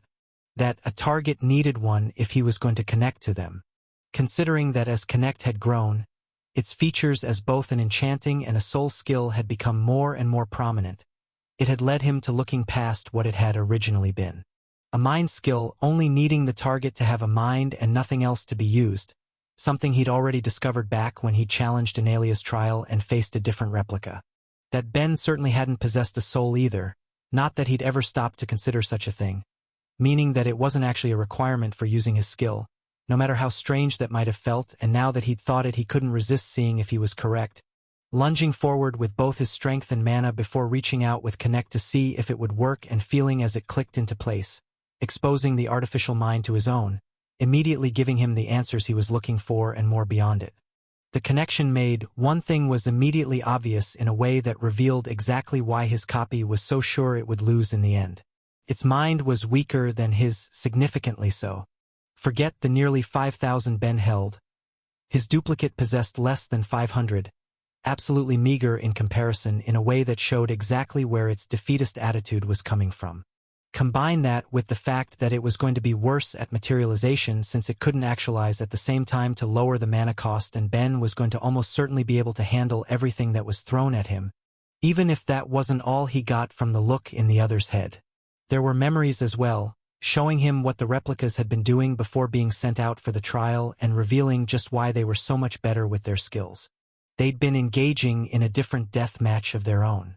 If what he was seeing had been true for all of them, there hadn't been a single copy made for each of his group but hundreds, all being put up against each other in a hidden fight that had been running in the background during the rest of the tower. Ben's facing off against Ben's in a simulation designed to force innovation and improvement from the ones that survived, while at the same time grafting the memories of the losers onto the victors to see where they went wrong, constantly being forced to try and innovate and improve to come out on top until there was only one left. It was why most of the fights he'd seen before him had the replicas performing better, and it was another reason his copy had already felt so defeated. Ben could already see some novel strategies it had developed in all the fights it had been put through, and he was already memorizing them to practice himself to incorporate into his own work, but it had known from the start that it was inherently weaker than the original, almost certainly because the trial didn't have the power to replicate the true structure of his mind. With what it had, it was more like it was at the Zeroth level of both his unnatural mind and his unnatural thought speed, not able to think nor react to the same degree the true Ben was, and all the worse for it. If the trial had worked as intended, then it would have given it an edge, but in such an incomplete state, it wouldn't be enough for all that Ben was. Did Connect work then? The duplicate asked, feeling a curiosity of its own. No soul to reach out with, so I couldn't check myself, but seeing as how you broke some distance without going for the kill, I guess that means you're reading my mind. Yeah. Sorry about that. What do I care? This floor seems pretty clearly intended to inspire the originals with whatever their copies were able to figure out. If you've gotten into my head, then you can see which of my strats will work for you when this is done. As things are though, I can't beat you and you've gotten all you can from me, so just kill me already. His copy sighed. Listen, all you're doing is drawing things out at this point. I'm compelled to fight you with everything I have, but I can see how things are going, so just end it and get out of here. All you're doing is wasting time. If you're really me to any extent, then I don't believe you don't want to live. Obviously I want to live, but even if I win, it's pretty obvious I don't get to. Even if I win, the trial that's creating me will either cut off power and I'll cease to exist, or it will dispose of me in some other way. I don't actually get a victory condition, only you get to have the chance to properly win, and any bit of dawdling is just a waste of time on your part. We both know you have things to do and reasons why you're trying to get stronger. Staying in here is just a waste of time. He was right. Plainly so, but it left a sour taste in Ben's mouth. Was a soul a requirement for personhood? The gods of the world seemed to think so. They wouldn't have made a section like that if they didn't, but the creation before him was a thinking being, bound by the rules of its creator but still able to make choices of its own. Something that wanted to live but had no path to get a life, leaving Ben with only a single question. Was he willing to potentially lose out on some power for what felt like a gamble at getting a different path to it? You know, I really am capable of endlessly self-empathizing, he sighed. Every time I meet a copy of myself, I can't help but like them. I wonder what that says about me? I'm sure something that Myriad would have some choice words about, but liking me isn't a reason to not end things. I'm obviously not winning here. All you're doing is embarrassing me at this point. Ben still hadn't let a single attack get through no matter what the other threw at him, but he just shook his head. You're right. You can't win, but what if I can get you out of here still anyway? A pause before the false Ben shook his head. And live what sort of life? I'm not you. Do you think the people we love will accept a duplicate as much as the original? Thanks, but I'd rather not get my Pinocchio ending only to still be nothing but a cheap imitation to the people I care about. I agree. If I was in the same position, then that would be hell, but who says that's what I'm thinking? Then? Are you being compelled to win or to not lose? One will make things significantly easier to get what I want from you. Ben grinned. A tie. Even if it was to a weaker extent. His copy shared the same mind as him, and with the hint began to think about just what that meant, putting the pieces together until a grin formed on its own lips and their endless wave of attacks stopped. A tie sounds acceptable. The other four didn't understand what was going on throughout Ben's battle. The real one had been on the defensive the entire time, while the fake was repeatedly asking him to just kill it already, but with Ben's proposal, everything changed. Both attacks and defenses stopped. All acts of magic did as they looked to each other in silence. All communication by that point happening in their heads in order to properly transmit the flood of ideas needed to make the original's goal possible, but ending after a handful of minutes of real time when compared against the speeds both of them would perceive the world.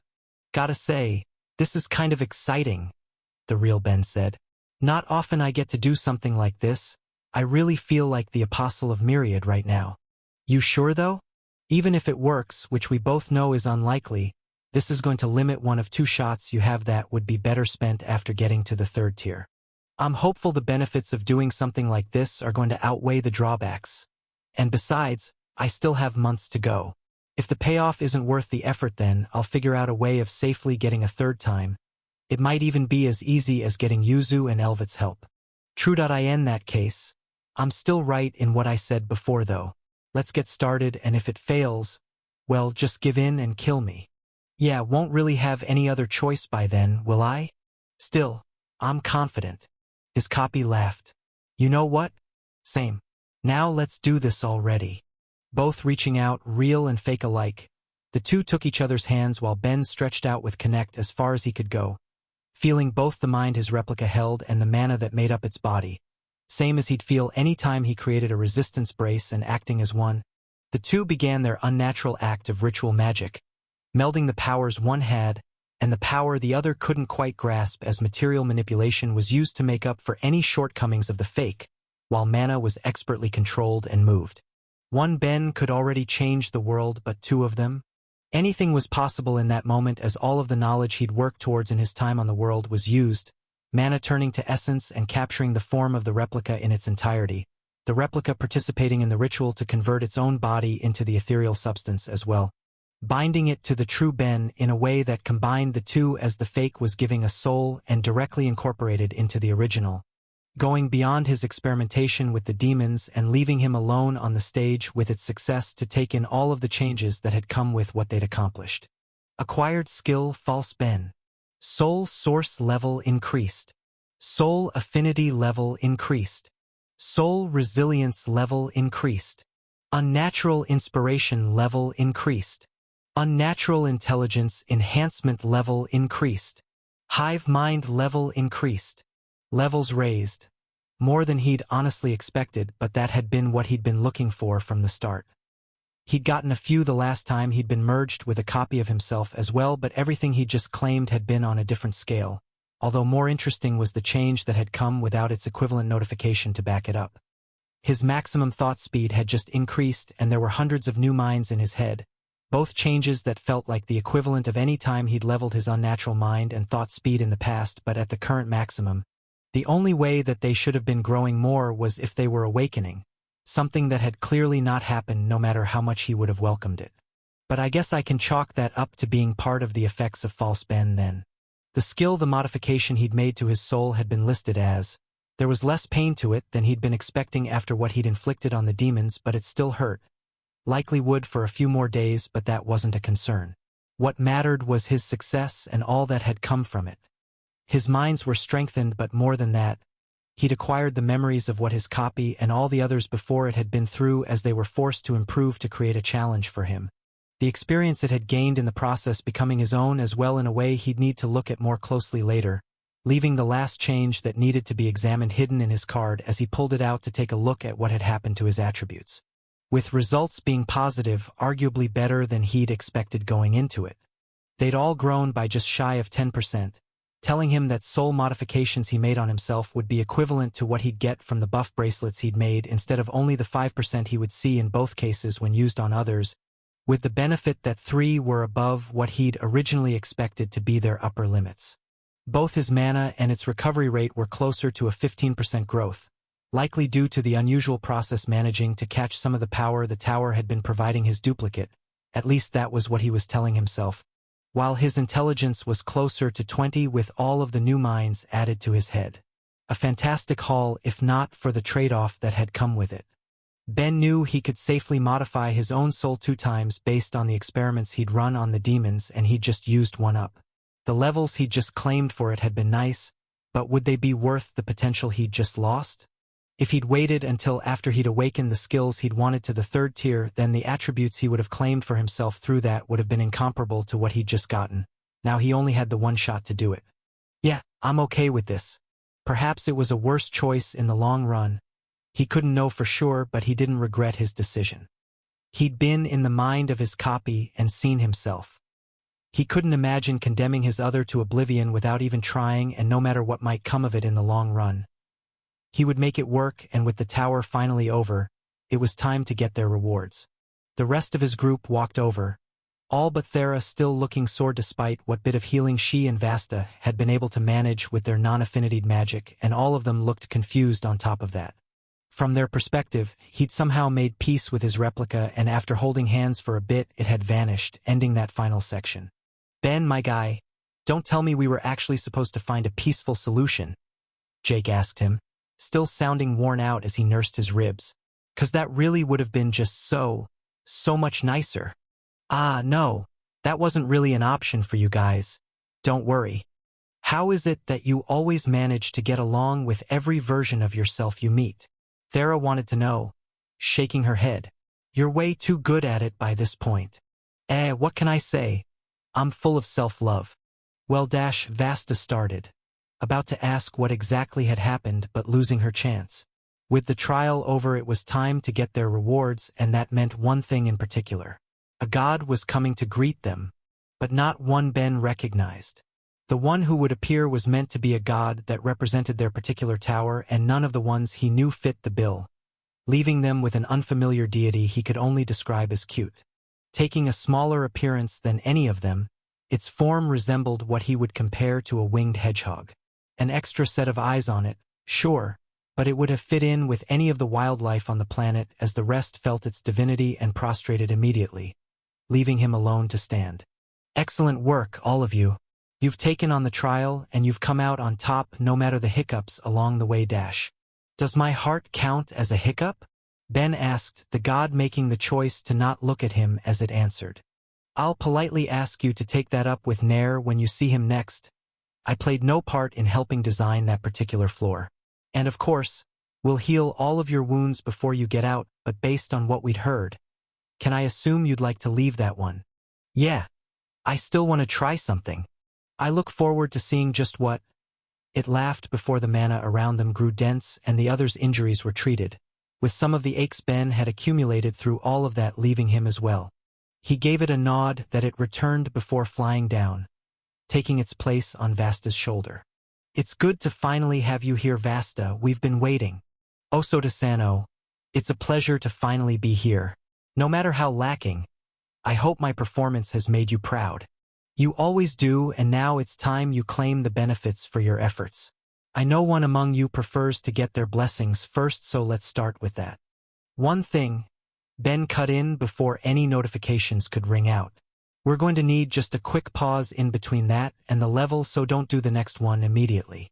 May I ask why? My continued attempts to try and help this doomed planet.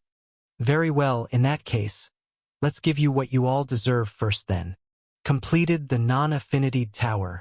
Acquired non-affinitied Pantheon's blessing. Evil affinity level increased. Destruction affinity level increased. Defense inclination level increased. Bite enhancement level increased. Ill intent level increased. Balance enhancement level increased. Esoteric actualization level increased.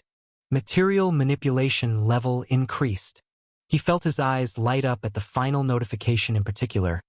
It's signaling that he'd just become a contender for one of his magics, and was about to become one for another soon enough, having only one thing left to try as he looked to Thera. The blessing had been enough to get her levels in her dark magic, magic affinity, and mana enhancement, as well as both her life and dark sense and her mana empowering. All great skills for her to get levels in, leaving him to only see if he might get her one more. All right, Thera. Remember what I mentioned before?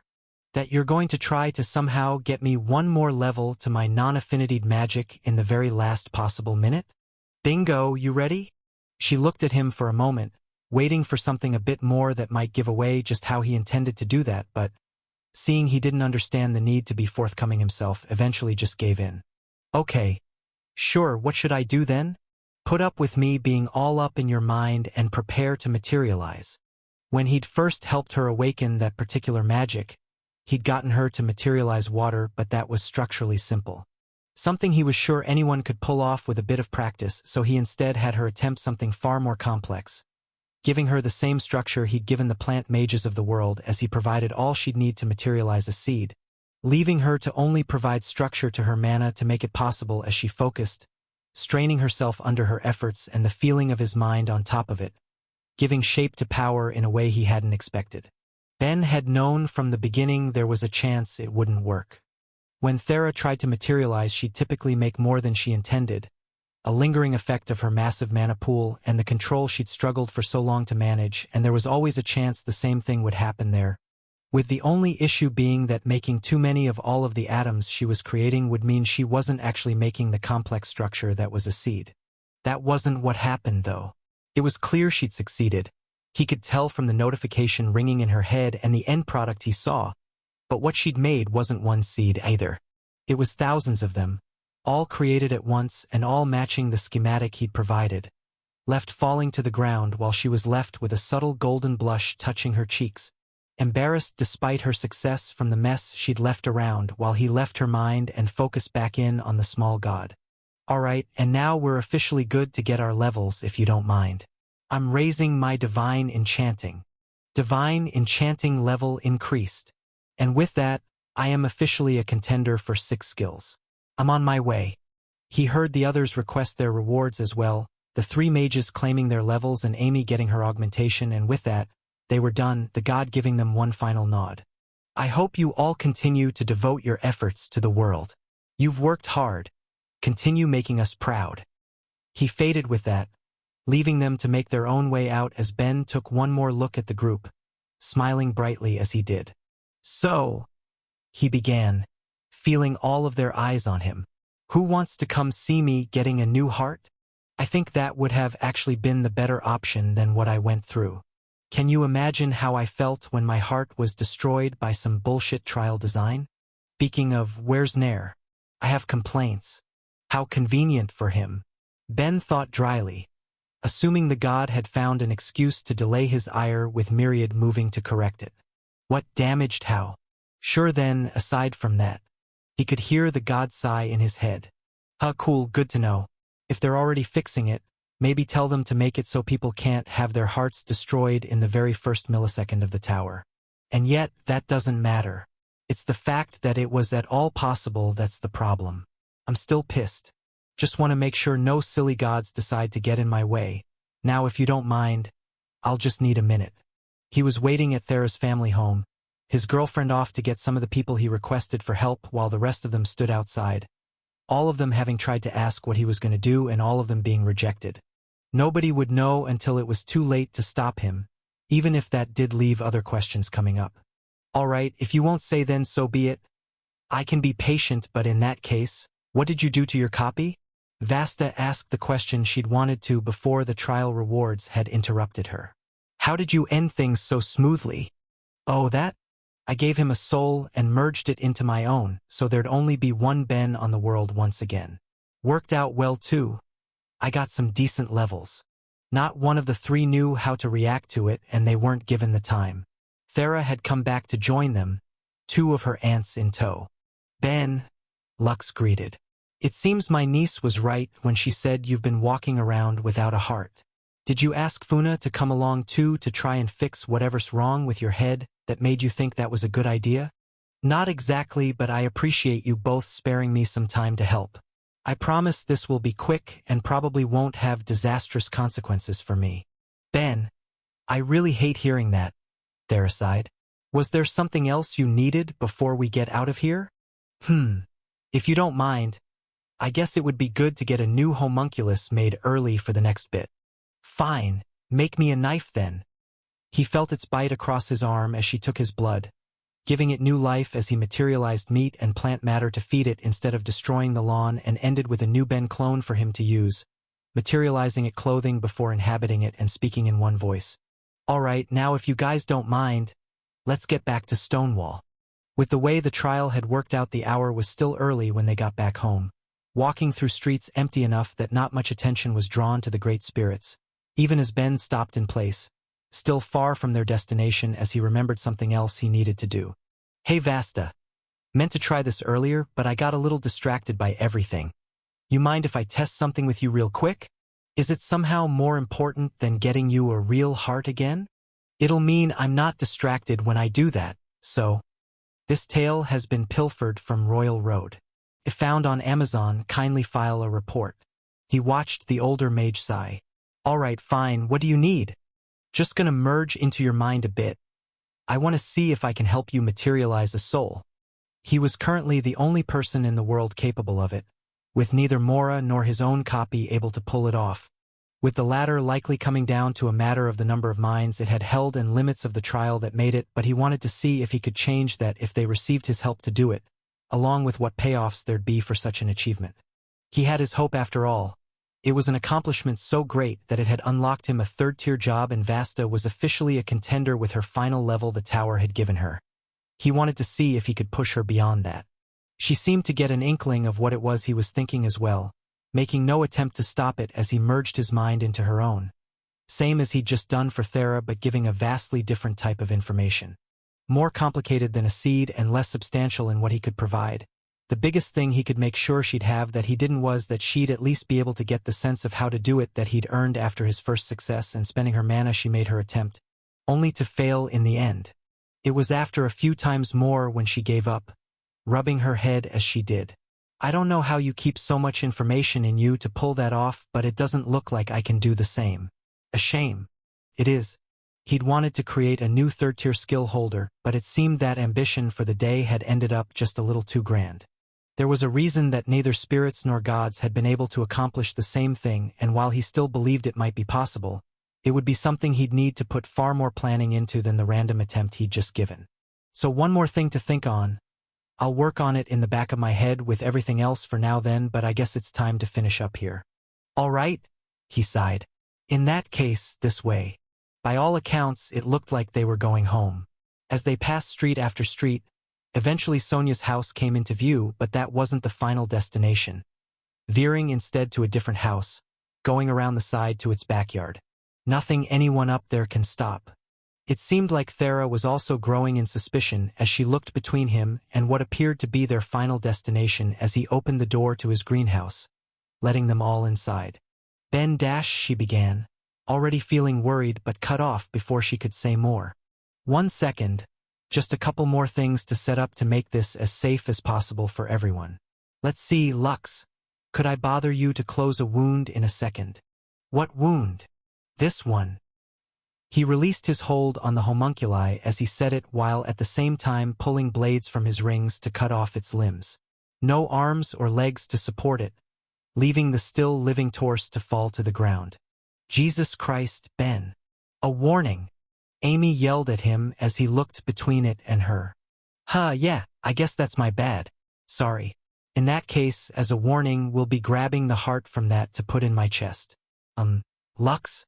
If you would close those wounds like I'd asked, please." He'd managed to surprise the light spirit with the act as much as anyone else, but she did as he'd asked, unable to imagine the point of any of that but curious enough to see where his mind was going. It was obvious he wasn't just replacing his heart with a homunculus. That would be no different from growing a new one, but as she closed the wounds he worked on what remained of it himself, wrapping every inch of the body save for the mouth, neck, and a bit of space for the heart in Morabugel. And then just one more thing and we'll be ready, he muttered as he took off one of his mithril bands before reshaping it around the homunculus' neck. Funa, I'm going to need you to please cast all of the sleep spells you know on it at my mark, Vasta 2. And Lux, since I'm pretty immune to mind spells, if you could apply something to me for pain-killing during surgery then that would be great. I'd appreciate it seeing as how I technically have to have my chest opened up for this next bit, but first, one final thing before we actually get to the heart surgery. Ben, is this even safe? Thera asked him, having figured out the full picture of what he was going to do, even if nobody else did while he could only shrug. Honestly, not sure. I doubt anyone else has ever done this before, but, well, no risk, no reward. If you die because you decided to experiment on yourself, then I'm going to kill you. Ha, don't worry. I've got a little something called faith. In a second, I'll be laying down next to it, but if anything seems dangerous, all of you, be prepared to cut off the homunculus' head. Yet another worrying warning they weren't given time to respond to. Before they had the chance to even fully process what he'd just asked of them, Ben had already gone over to the heart of the giant fruit tree filling the space, ripping the soul crystal that was bound to its trunk and shoving it into the clone, and souling the body with an imprisoned god. He was immediately on guard, prepared for the worst, but it seemed his preparations had done their job. The Morabugel covering it was keeping the god in a state of mana exhaustion, and the spells of Funa and Vasta were providing cover in case the magic metal wasn't actually enough, with his clone not stirring, even if its body began to warp from the beast form skill that was acting on it. All right, he said as he laid down next to it. Now I'm just going to close my eyes, so I don't have to watch heart surgery be performed on myself, so just let me know when it's done. True to his word, he had no desire to see how it would turn out, instead focusing on the sounds of movement from the others around him until he felt a knife sink into his chest. It was unpleasant but nowhere near the feeling he'd gone through on the first floor of the tower, telling him that even if not completely, Lux's magic was working, and as they pulled back muscle and broke through his ribs, it wasn't long until he felt hands reaching inside him, removing the artificial heart that had been keeping him alive. Why did I think this was a good idea again? It was too late to stop, but he was left with the distinct feeling of his life counting down. Nothing there to shove blood through him as seconds stretched into hours as his minds raced despite himself, forcing them down and hearing the frantic movement around him as more hands went in, attachments made through both Thera and Lux's magic, and a change that left every nerve in his body lighting up in pain until just as fast, it was gone, replaced with new notifications going off in his mind. Oh yeah, that'll do. Mora could tell that Thera was worried even as she dropped him off. She'd done a terrible job of hiding it, but both she and Ben promised they'd be back as fast as they could once they'd finished up what they needed to do, leaving him alone with one person he knew and one he didn't, with Delaire's mother trying to be friendly while Delaire herself was trying and failing to grab his arm, the spirit keeping it intangible for the time being to spare himself whatever she was going to try and drag him to. Is there anything I can get you while you're with us, Mora? The older woman asked him. I pulled a lot from the garden yesterday. I could put together a nice salad if you'd like, or even if you're just looking for a little snack, we have plenty of different fruit. I'm sure we'll find one that suits your taste. My kind don't need to eat, thank you, he told her, looking at Fontesh curiously. It was one of many things that set him apart from everyone he'd met since Vividus had left him, but he did feel just a hint of interest about it. A biological impulse the majority of people in the world were slaves to, but one they all seemed to relish in despite the inconveniences of it. Thera and Sonia both only seemed to come alive in the morning after eating Ben's cooking, sleep being yet another chore that proper mortals seemed to love, but the memory of the two of them enjoying the meals he'd helped Ben make did leave a warm feeling that made their own inconvenience a benefit to him, all the more so after Thera had told him just how good it had been. And since he doesn't need to eat, that means I can show him around already, Delaire said, filled to the brim with excitement. Now come on already, Mora. Let me grab you. Fine. In the same way as Thera, Ben, and Sonia, he could tell that Delaire was also trying to grow closer to him, which left its own sort of warmth, even if she was far more heavy-handed about it than the other three, but he was trying to learn to reciprocate no matter how unnatural it felt. He didn't dislike her company after all, and they'd already spent days together learning from Ben, while Thera was taking her breaks from healing, so he knew well what she was like by that point as he made himself tangible, feeling as she finally grabbed hold of his arm instead of passing through it and instantly yanked him through the door of her house. Her mother following along with a smile on her face while he examined the village he was being pulled through. Small but full of life. He could sense the souls that filled the land all around him and the bodies holding each one, finding so many to be both strong and in good health to an almost surprising extent. Plants especially were everywhere and they were thriving. No doubt from the magic he could see that every member of the community held, and he couldn't help but like it. It felt natural, it felt right, and it suited everything that he was. What suited him less were some of the looks he was getting from the passing villagers, but they were nothing new. He was exposed to such things any time he went out. Confusion, uncertainty, discomfort. The mortals of the world simply didn't understand what he was, and that separated him from them. A fact Fontesh seemed to pick up on as she moved to his other side and took his hand. "We aren't used to strangers here, so everyone might be a little shy at first," she told him. A small laugh on her lips as she remembered something. When Ben first came, he had to work himself to the bone to get everyone here to like him, but I don't think you'll have that much trouble. Don't worry. I'm not worried. No? Good then. In that case, Dallaire, what do you say we show him our grove? Can we? Sure, grandmother and a few others should be there right now anyway, so this is a good chance for him to meet a few more members of the village while he's here. Everyone there had their work after all, and it didn't take long for them to leave the outskirts of their home to the trees further within. A dozen dryads immediately visible and hard at work spending their magic on the trees surrounding them, Mora watching them as they strained the skill bound to their souls, pushing to improve and only stopping as Fontesh called out around them. Everyone, we've come to join for a bit, and Dallaire's brought a friend, so make sure to be nice. Again, more looks and uncertainty, with the oldest among them looking away from her work too, briefly frowning before ultimately shaking her head. Well, I suppose if it's Ben and Thera's child I can allow it, she muttered, leaving Fontesh to chuckle at how the village elder herself had softened while the rest of the dryads there instantly lost whatever feelings had been holding them back, taking on much brighter looks as they came over to greet him and introduce themselves, even if Mora was going to make a correction he was sure would ruin it. I'm not their child. I don't even have blood to share. If anything, he knew he was technically the child of the great life and death spirits, but he already knew what that was supposed to mean. It meant facing expectations he didn't want to live up to and being deemed useless to them for it. It meant being something that could be abandoned, and if that was what it was, then he didn't want to be anyone's, even if the older dryad waved his comment off. The tale has been taken without authorization.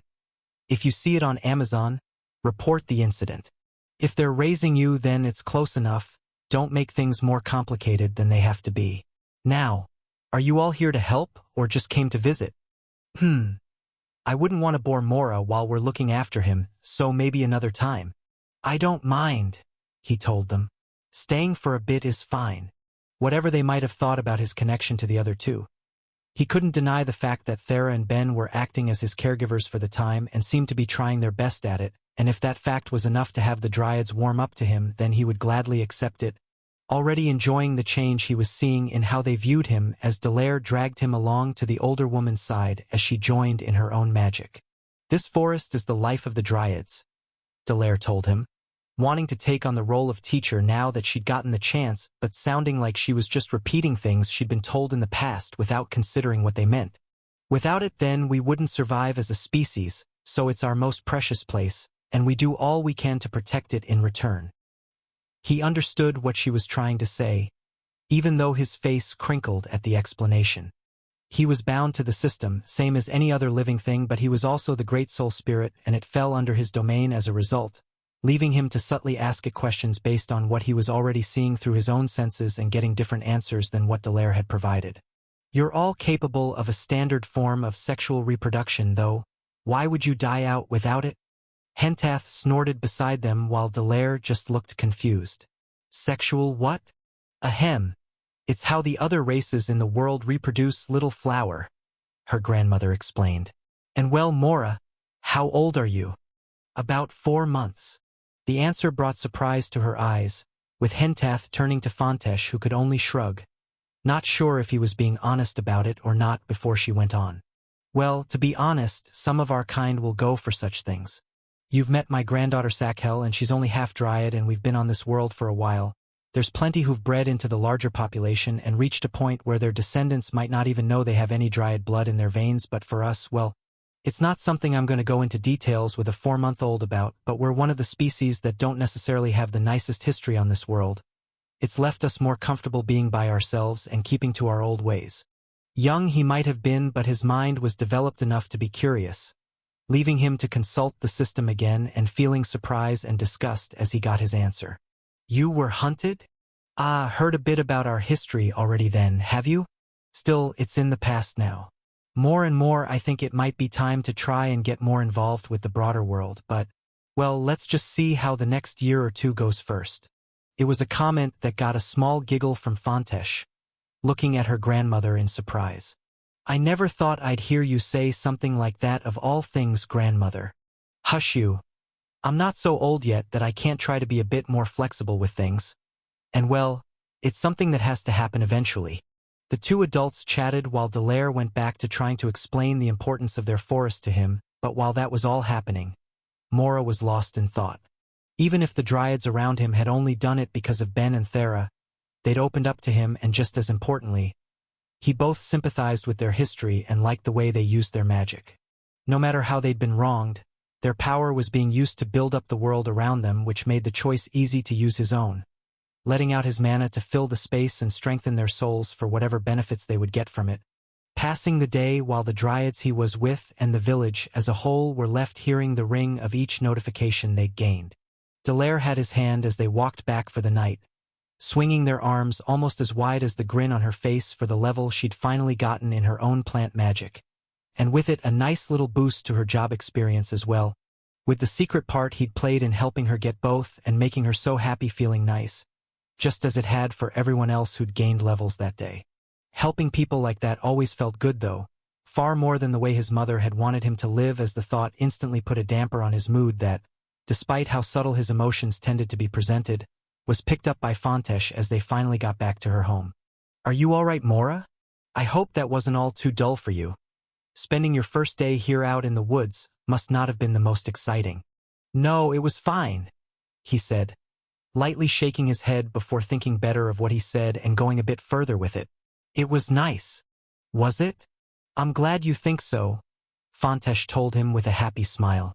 But it looks like my daughter needs to go to bed soon. Are you feeling tired at all? He was about to tell her that he didn't sleep but thought better of it. Leaving him to himself for a few hours already worried Ben and Thera enough that it had interfered with their sleep patterns. It wouldn't be good to make the same mistake twice. I could use some rest. All right then.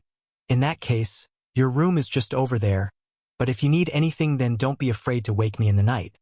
All right? Okay. Good, then sleep well. Night, Mora. Dallaire yawned out, her own bit of exhaustion catching up with her as the two went their ways, leaving him to his room to lie down with his thoughts, and with no need for sleep was stuck with one question occupying his mind as the night wore on despite an overall pleasant day. A small nugget of concern that was as surprising as it was inescapable now that he was left alone with the thought while the rest of the village rested. I wonder if Thera and Ben will really come back for me? All right, you're done. Tell me exactly what happened. This got a lot of eyes and some strong reactions up here. Why did so many gods tune in to watch a bit of surgery? Because my insane apostle rejecting having his heart repaired in the middle of a tower to instead experiment on himself is the sort of thing a lot of gods were always going to hear about, with just as many wanting to know what the ultimate plan was. So? Okay. I guess I was never going to be able to keep the results to myself since I'm going to try and see Verbum soon, and I'll probably see Yuzu again before long too, but try to be cool about this. You're priming me to panic. Mostly it's probably going to just be some extra work for you from the regular suspects up there who seem to hate every little thing I do. I got levels to my Vitality Enhancement and my Vitality Regeneration Enhancement. When did you get those in the first place? Shortly after my heart was destroyed, but more importantly, 2 new skills. One called Mithril Blood, which you have to admit sounds cool as hell. No level to it, but I'm gonna go try to ask Verbum about it tomorrow to see the effects.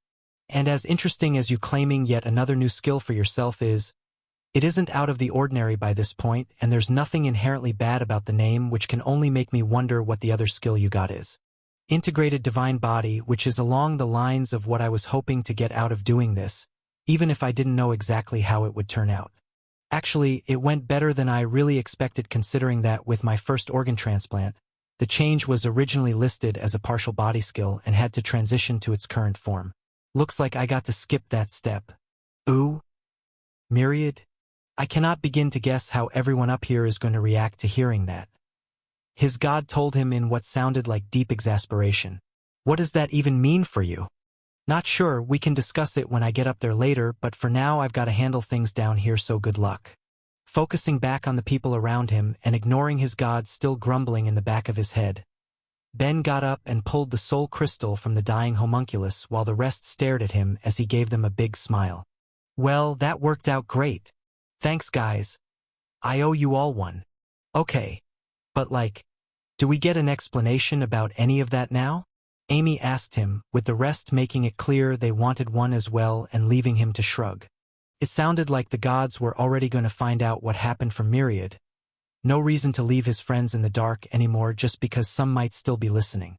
Alright, so this thing happens to be a soul crystal, he explained as he showed it off, moving to put it back in his fruit tree.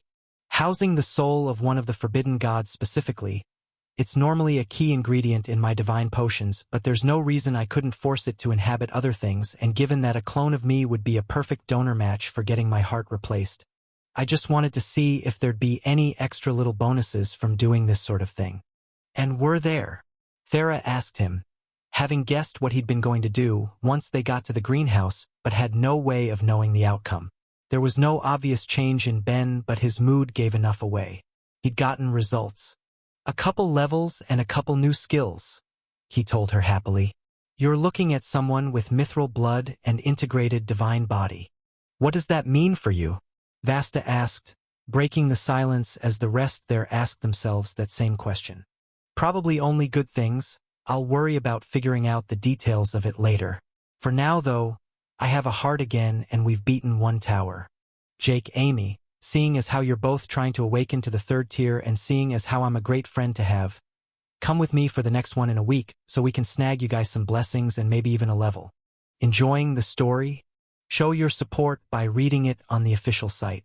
2 weeks, Thera told them before turning to her boyfriend.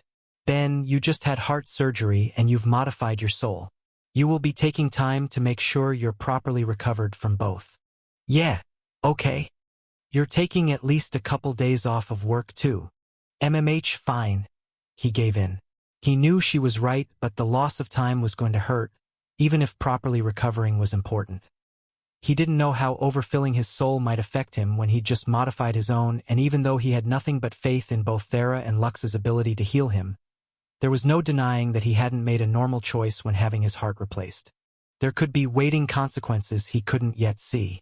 I was going to go bother Verbum tomorrow anyway to ask about a few of the changes in my status, so I'll take things a little easier. For now, though, let's get the rest of these guys home. Since we're done with the tower, we need to grab our kid. It was still early enough in the day that even if some people in town were up and about, he'd needed to pound on Satchel's door to get her to open, with the Oracle along with a very tired-looking Raelia answering. Ben? Thera? The half-dryad yawned out. You guys are back already? Benefits of having personal gates. We just need to use yours to grab Mora. Okay. Yeah, come on in. It was even earlier in the Dryad village, but most of the residents there got up with the sun, the gate leading to Fontesh's home letting them make way to the kitchen where the sounds of movement already abounded, the 3 of them already at the table while 2 of them ate. We survived again, Ben called out, catching their attention and getting rewarded with the sight of Mora perking up, at least until the young soul spirit viewed him on a deeper level. The only thing that broke the child's confused look was Thera making way to give him a tight hug, speaking as she did. We promised we'd be back for you after all. Did you have a good time here? Yeah, I did, but what happened to Ben? A lot of things, he answered unhelpfully while leaving room for Delaire to speak up. Does this mean we can get back to work today? It doesn't, sorry, Thera answered for him, squashing the bit of hope Dallaire was feeling. Not tomorrow either. Ben was a little hurt in a few different ways, so he needs to take it easy first. After that, so long as we don't see any side effects, he can get back to training you. He has a different heart than he left with, though? Mora muttered, getting a laugh from Ben. Yeah, but these things happen. And why's your soul so different? Something came up and I had to merge a new one into it. Mora stared at him for a moment before reacting. Doesn't that hurt? Yeah, but what can you do, right? The young spirit's gaze turned instead to Thera, who was left pinching her brow. Mora, sweetheart? Do me a favor and try not to pay too much attention to things Ben puts himself through. It'll be bad for your development. You too, Dallaire. While one seemed to take Thera's warning to heart, the other didn't seem to be listening at all, her eyes already gleaming at what she heard. Is your new heart better than your old one? Dallaire asked in excitement, not bothering to think too deeply about the implications of such a thing, and instead focusing on the results while Ben grinned in response. Got me new levels and skills, so I'd say it was. Cool. Ahem. But since Ben needs to relax a bit today, we just came to get Mora. Thera cut in. We'll get out of your guy's hair for now. Thanks again for looking after him, Fontesh. Will you be fine to do it again in a couple weeks? Of course, he was a pleasure. Wait. Dallaire stopped them before anyone could move. I didn't even get to show him the village yesterday. You guys came back so quick. If you're relaxing, then you should stay a while. Both Ben and Thera looked at each other before turning to their charge. Mora, would you like to stay a bit longer to see a bit more of the village? Thera asked him. Will you both stay too? We will. If you don't mind. Before either of them could say anything, Dallaire already had the boy's arm and was pulling him out the door. Great. There's so much I want to show you still. Come on. The three adults left alone in the room. Fontesh gave them a weary smile. I hope my daughter isn't being too much of a handful for you. Oh no, she's fine. Don't you worry about it. Making good progress too. She told you she got some levels the other day. And a new one yesterday. Fontesh laughed, instantly drawing both Ben and Thera's attention with the offhand comment. Yesterday. Her plant magic. The girl's mother smiled. It seems the gods might have been smiling on us. It sounded like a lot of people got a few, myself included. A silent look passed between Ben and Thera as they said it. Not the work of a god, but neither doubted that a small, godlike being might have played a part in making it happen, with the question of why he was still keeping it a secret on both their minds. So, Ben asked the god before him, tapping his foot and waiting for a response while they cleared their throat. Ahem, it's good to see you doing well, Ben, Nair told him, looking as uncomfortable as he felt. Congratulations on clearing a new tower. Yeah, no thanks to you, Mr. Challenge and Crafting God. Just out of curiosity, how much of the design did you contribute to the first floor of that one? Ah, we built it so many thousands of years ago at this point, who can really say? I'm sure, Ben told him dryly.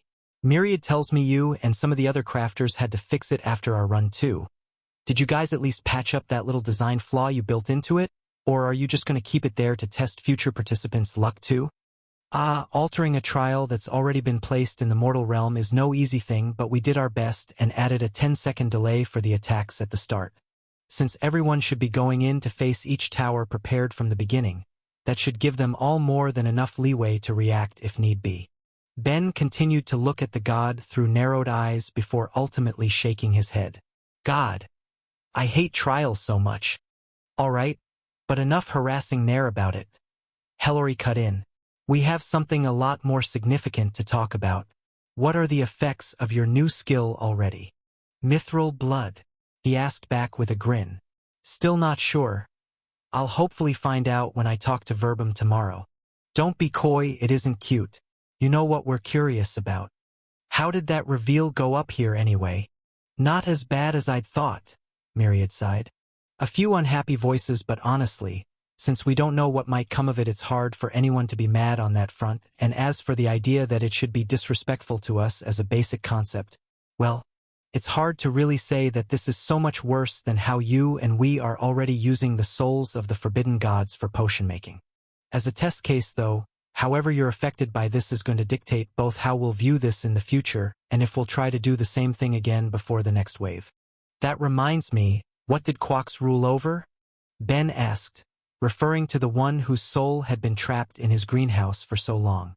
I'd thought he was a magic god since he gave Thera a mana regeneration enhancement before I offed him, but getting his heart raised my vitality enhancements along with giving me my new blood skill. Growth and gain, Hellori answered. He'd be compatible with any attribute enhancement, probably inclinations too. Honestly, he would have made for such a handy addition to the world if he wasn't such a bastard. Okay, interesting, and tells me I might be able to claim a few more of both, which would be neat, but I'm not immediately seeing where my new blood skill comes in. Who's to say? The goddess shrugged. It could be anything, could even be mostly unrelated. If we assume the name of the skill is literal and that the iron in your blood has been converted to mithril, then there's a chance it's more related to your connection to Myriad than the heart. Wait, why? He's the sum of the only known mithril-based life, and the biology of his world was able to convert standard iron into that magic metal without the centuries and millennia of mana exposure to make it happen, and your connection to your god is a fair bit deeper than most. You hold what? 2 titles bearing his name, his blessing, an awakened version of his gift skill, and the destined holder title for being the first to awaken it. Hell, given you spend basically every night with him, even if you can't feel it, you're bathed in his divinity in a way most mortals simply aren't, and it seems like your sacrilege doesn't deny you any potential positives that there might be to that.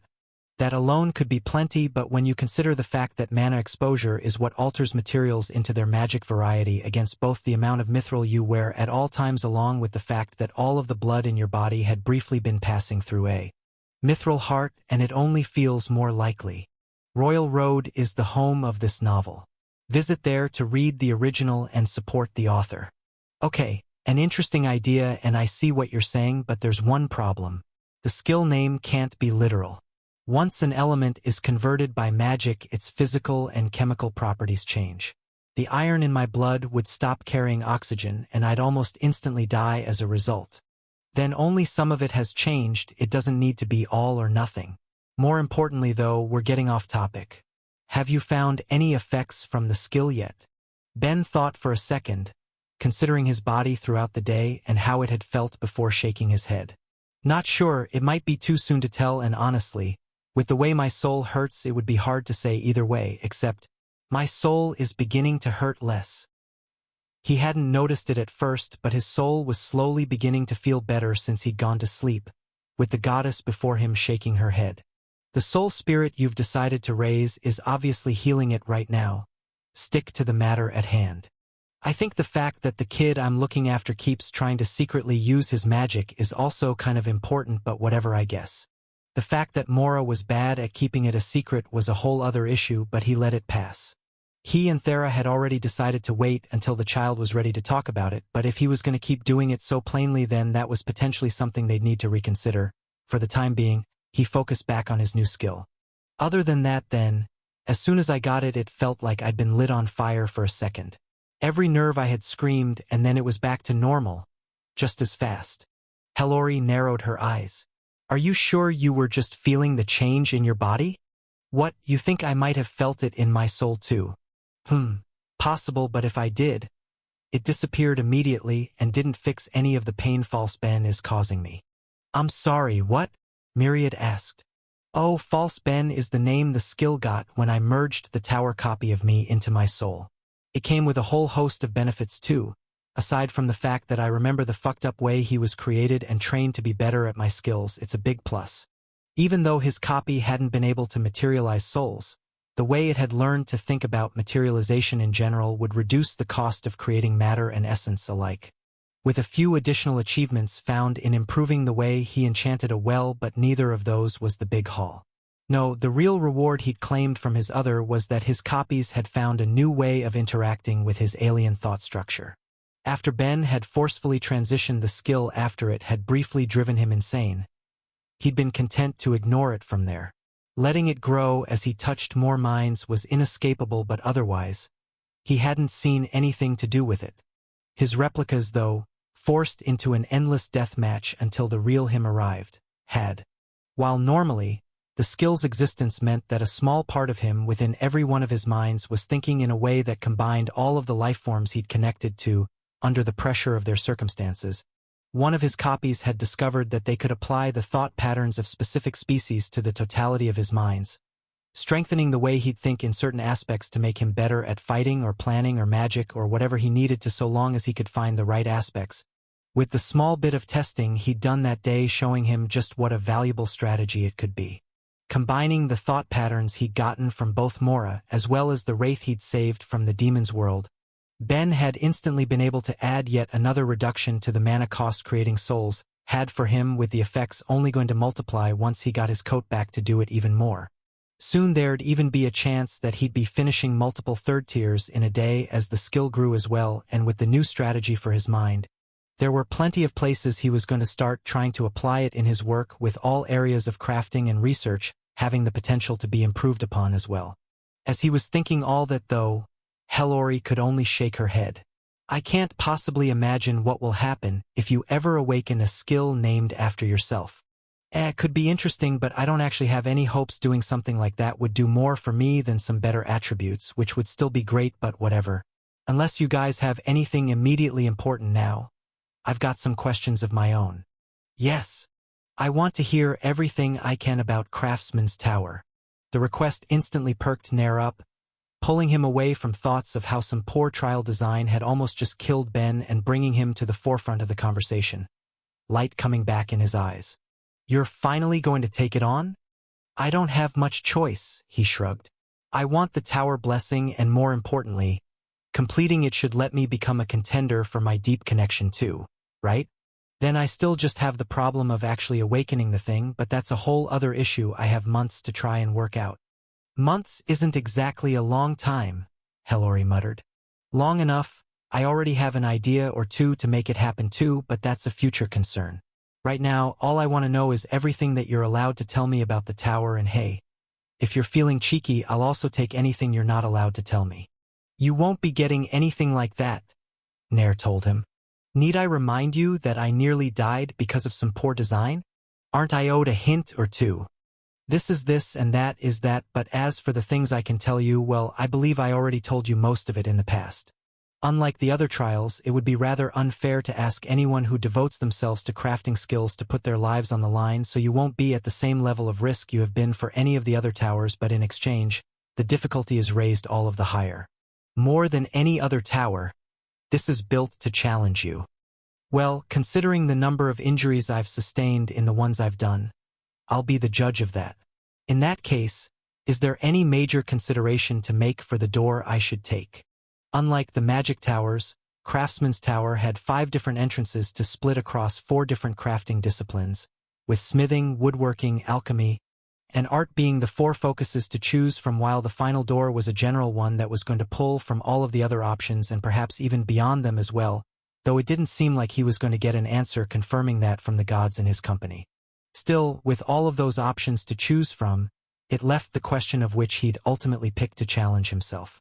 Originally, when Nair had first started asking him to take it on before the first wave had come, he'd thought he'd take on the general door, if only because it sounded more interesting and suited his qualities as a general craftsman as well, someone who wasn't confined to a single path.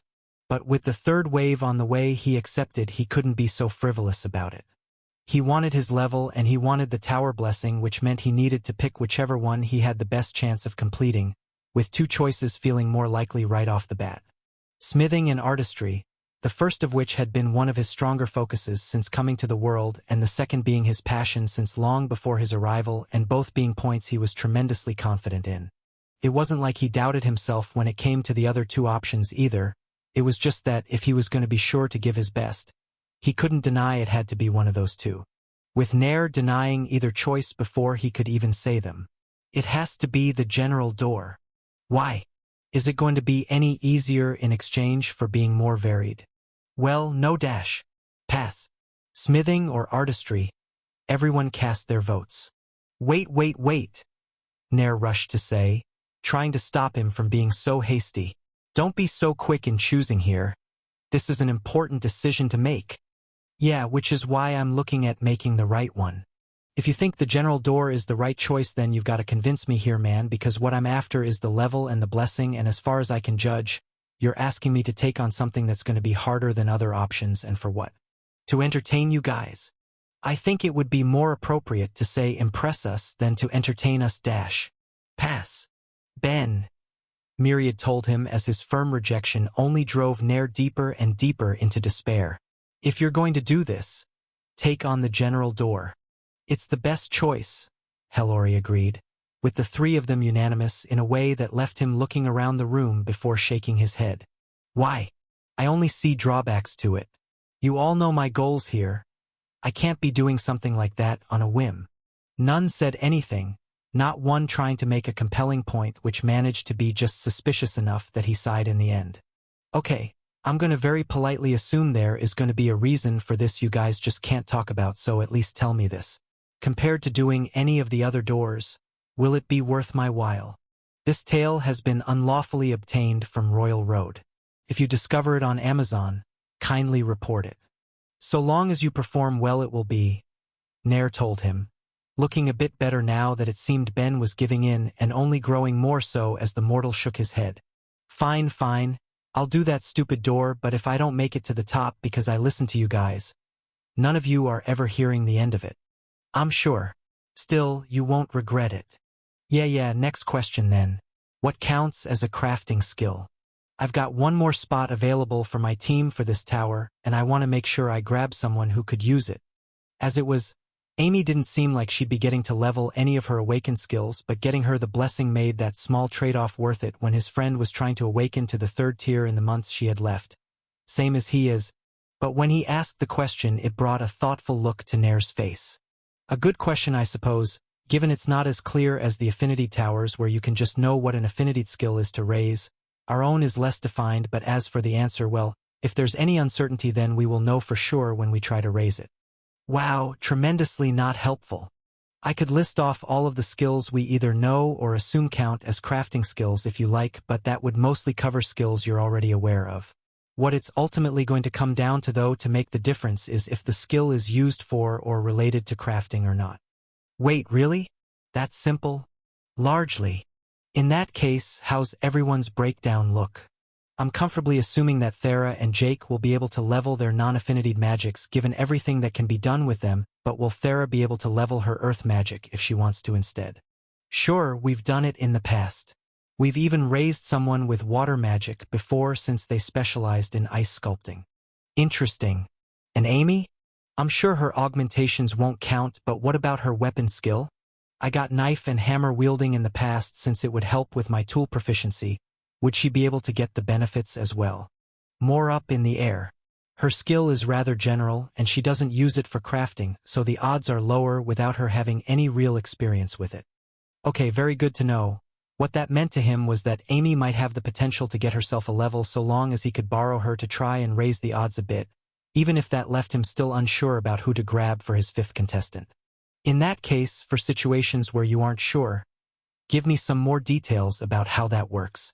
I can't imagine you guys just spending your faith when you aren't positive. Well, I suppose you're mostly right about that. What happens when we aren't sure about a skill is we first transmit only a small bit of our faith and feel how it's absorbed. From that, we can judge whether or not the skill qualifies. Interesting, Ben muttered to himself, going over all of the skills he held that he was either sure qualified or thought just might in curiosity, even if his decision was still already made and not going to change. And just for the sake of clarity, the reward is still either 2 levels for unawakened skills, a level to an awakened skill, or awakening a skill with the potential of getting a level as well depending on its original level? Correct. What about awakening an unleveled skill? It was a question that was rewarded with a deep grin. Acceptable if you choose to do so. Interesting. It was an answer that left him curious about a couple other skills he held that had all the more potential to help him in the future if he'd only choose them, but he held himself back despite his curiosity. Raising Connect was the goal. He wasn't going to let himself get distracted just because something else could have potentially been helpful as well, even if that question seemed to have raised expectations in Nair as well. Anyway, Ben started changing the subject, if only slightly. Marginally related question then, What counts as a combat skill? Infinite hells. Don't tell me you're really considering taking on Warrior's Tower as well. Myriad sighed. Lightly considering, it kind of relates to if you guys think I'd even be qualified to take on that tower as well on top of what benefits you think I'd be able to claim from it if I did. So, combat skills. It's going to be a similar case. If it's not obviously a combat skill, then there will be a small test to confirm whatever skill you'd pick, but I wouldn't worry about that in your case. Defensive skills will count, and you've had more than a few at the 9th level for a while, haven't you? You could easily choose one to awaken. An answer that instantly raised his interest in that particular tower. He'd had defensive skills stuck at the edge for years that he would have loved to awaken, with defense enhancement making the top of the list for the hope it might finally save him from some of his endless pain and suffering, leaving only the question of if he'd even be able to claim it. Okay, very, very good to know. In that case, what exactly can I do in a tower like that? Is it exclusively things like weapon skills and unarmed combat and weapon skills, or does magic make the cut? Warrior's Tower is probably the most straightforward of all in terms of challenge. All it cares about is your ability to kill and come out on top, not about how you go about doing it, and given that most warrior gods are also gods of a magic, it makes sense they're not going to discriminate. Each floor gets harder than the last, and it doesn't care what skill or magic you use to make it happen. Though similar to Craftsman's Tower, it has 2 doors as well, although less choice is involved. Yeah? What's the difference between them? One is for holders of Tier 1 skills, and one is for holders of Tier 2 as a way of dividing up the level of the challenge. Wait, seriously? That feels way more fair than the way the other towers run. Given the simplicity of the challenge compared to the other towers, it was easier to divide up in such a way. So is that one getting added somewhere in your list of goals as well then? Hellori asked him. Not busy enough already? We'll see at least. Craftsman's Tower is still my priority, and then if I still can't even awaken a single skill in the next couple months after, well, dying in a tower and dying in the war aren't really that different when it comes right down to it, right? When he got up in the morning, he made a point to mention how much better he was feeling over breakfast.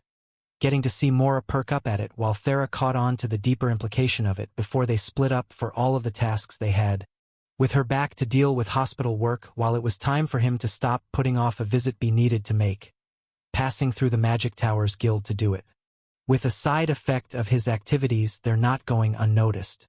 People around recognized him as he walked through the streets, both from all he'd spoken to and helped teach at the library as well as for his work rushing people through jobs, with whispers going up around him and thoughts of awe in more than a few minds he passed.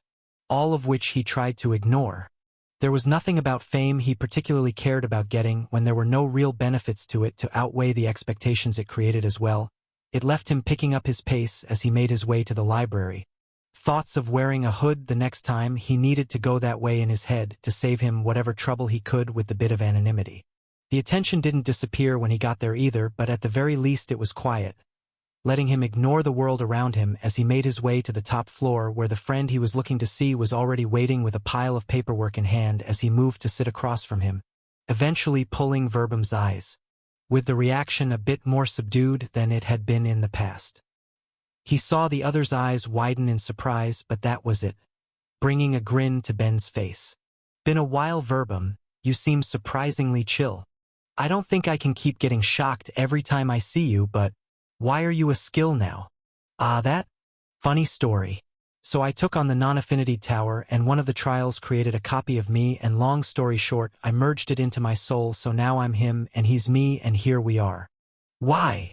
I like every copy of myself I meet. I'm well adjusted like that. Okay. Whatever. What are you here for? Trying to look into all of the insane changes it looks like you've gone through. Yes, please. I even brought food as payment. A trade that looked like it had almost managed to capture the other's interest until he shook his head. Well, unfortunately for you, I actually am busy right now. I need to read all these documents by the end of the day and extract whatever information I can. I don't have time to check over all of the insanity it looks like you've gotten yourself into. Interesting. And if I could hypothetically help reduce your workload now and forever? I can't have you read over my shoulder and mind constantly. But I can help you think more and faster if you're willing. Come on and give it a try. He pulled out a circlet as he said it, quickly applying some enchantments even as Verbum looked at it critically. Those things you donated to the library? An improved version, but yeah. You tried them already? I've heard enough people say that suffering through them wasn't worth the benefits of using them. Pass. God, Verbum. That literally hurts so much to hear. Aren't we pals? I worked hard on this thing. You enchanted it in front of me in less than a second. Yeah, but what you didn't see in that second was the years of practice and training that let me get to this point. It's going to be one of the best I've made, man. At least try it before you reject it. He looked at the other summoned with the widest, most innocent eyes he could while Verbum rolled his own, ultimately taking it from his hands. Fine. But if I hate it, I'm throwing it as far as I can. I'd like to point out that's mithril, which you can materialize. Touché. Still looking suspicious, Verbum ever so gently placed the circlet on his head, blinking twice as Ben was left expecting to have to go off to pick it up wherever it was about to land, only to get a different reaction entirely. Oh, this really isn't that bad? Thinking 5 times at once and with some control over the speed I can think at, it looks like it works in tandem well with my skill, so... Why do you look like you're about to cry? This is just the first time someone hasn't outright bad-mouthed my circlet effects to me after trying them. This is a special moment. Okay, stop having it. I'll take the tool though. Deal and I'll look at whatever you want me to, now that I have some mental leeway. Verbum sighed. So what is it? All of my Slayer titles, my current job, Integrated Divine Body, and Mithril Blood, pretty please.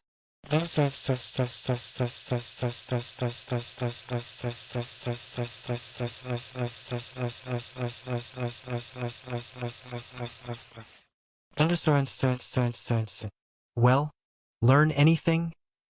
That I desperately wish I could understand how the system stores information, he sighed. Like, it's not a god anymore, but with the way it was remade, is this related to thinking and memory and how that changed for it?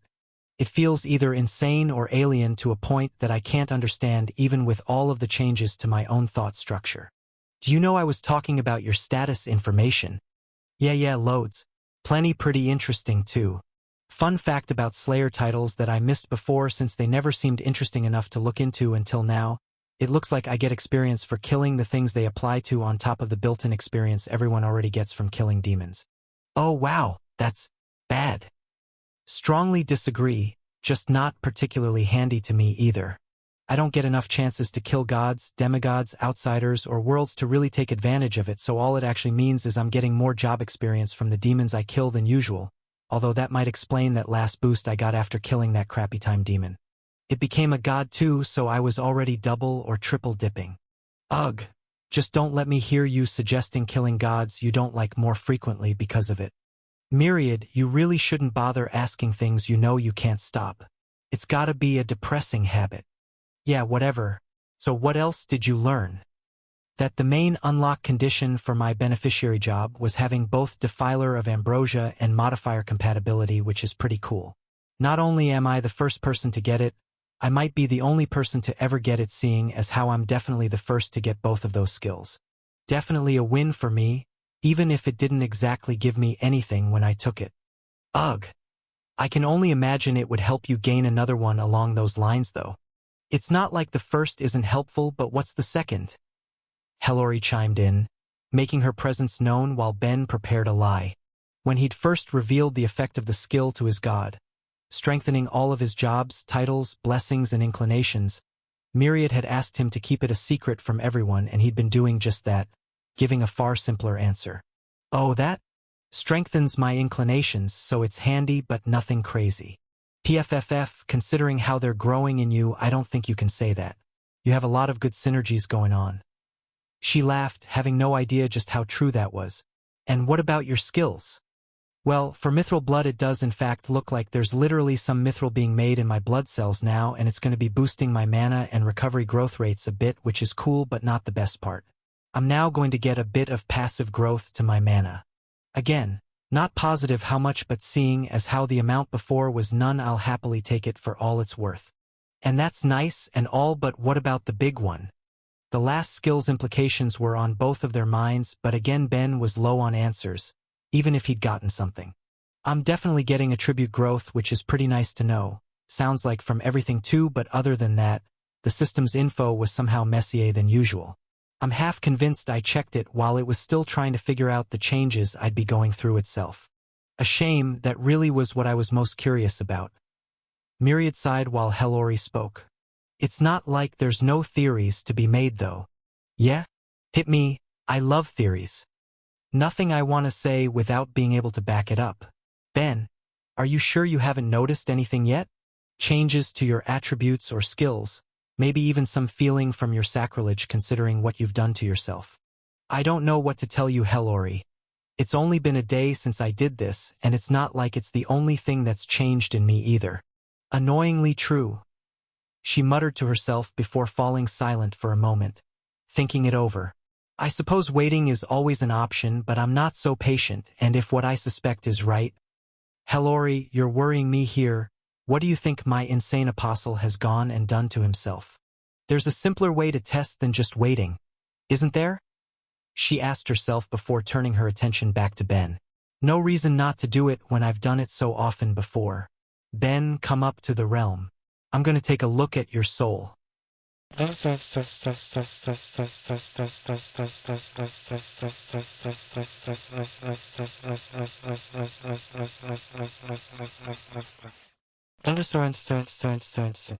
Her hands plunged deep into his chest once Ben had made it back to the shop to safely close his eyes. Hellori's brow was crinkled in concentration the moment she'd reached within him, muttering to herself as she did. How can a single soul look more and more freakish every time it's checked? Wow, super offensive. You don't get me commenting on how your arms feel every time you shove them in there, you know? Because I've got a little something called class. Ben, shut up for a minute. Myriad, the good news is that nobody else on the planet is going to be able to tell this as things currently stand, but if the skill grows that might change. And the bad news? Not exactly bad news. In fact, I think it qualifies as good news too. It's just... This is going to be complicated, she said, her own excitement hidden by how much of a headache it was sure to be when word got out. The boys turned himself into a demigod. The realm went quiet as soon as she'd said it, all of them taking it in and working through the implications of just what that meant, with Ben being the one to break it.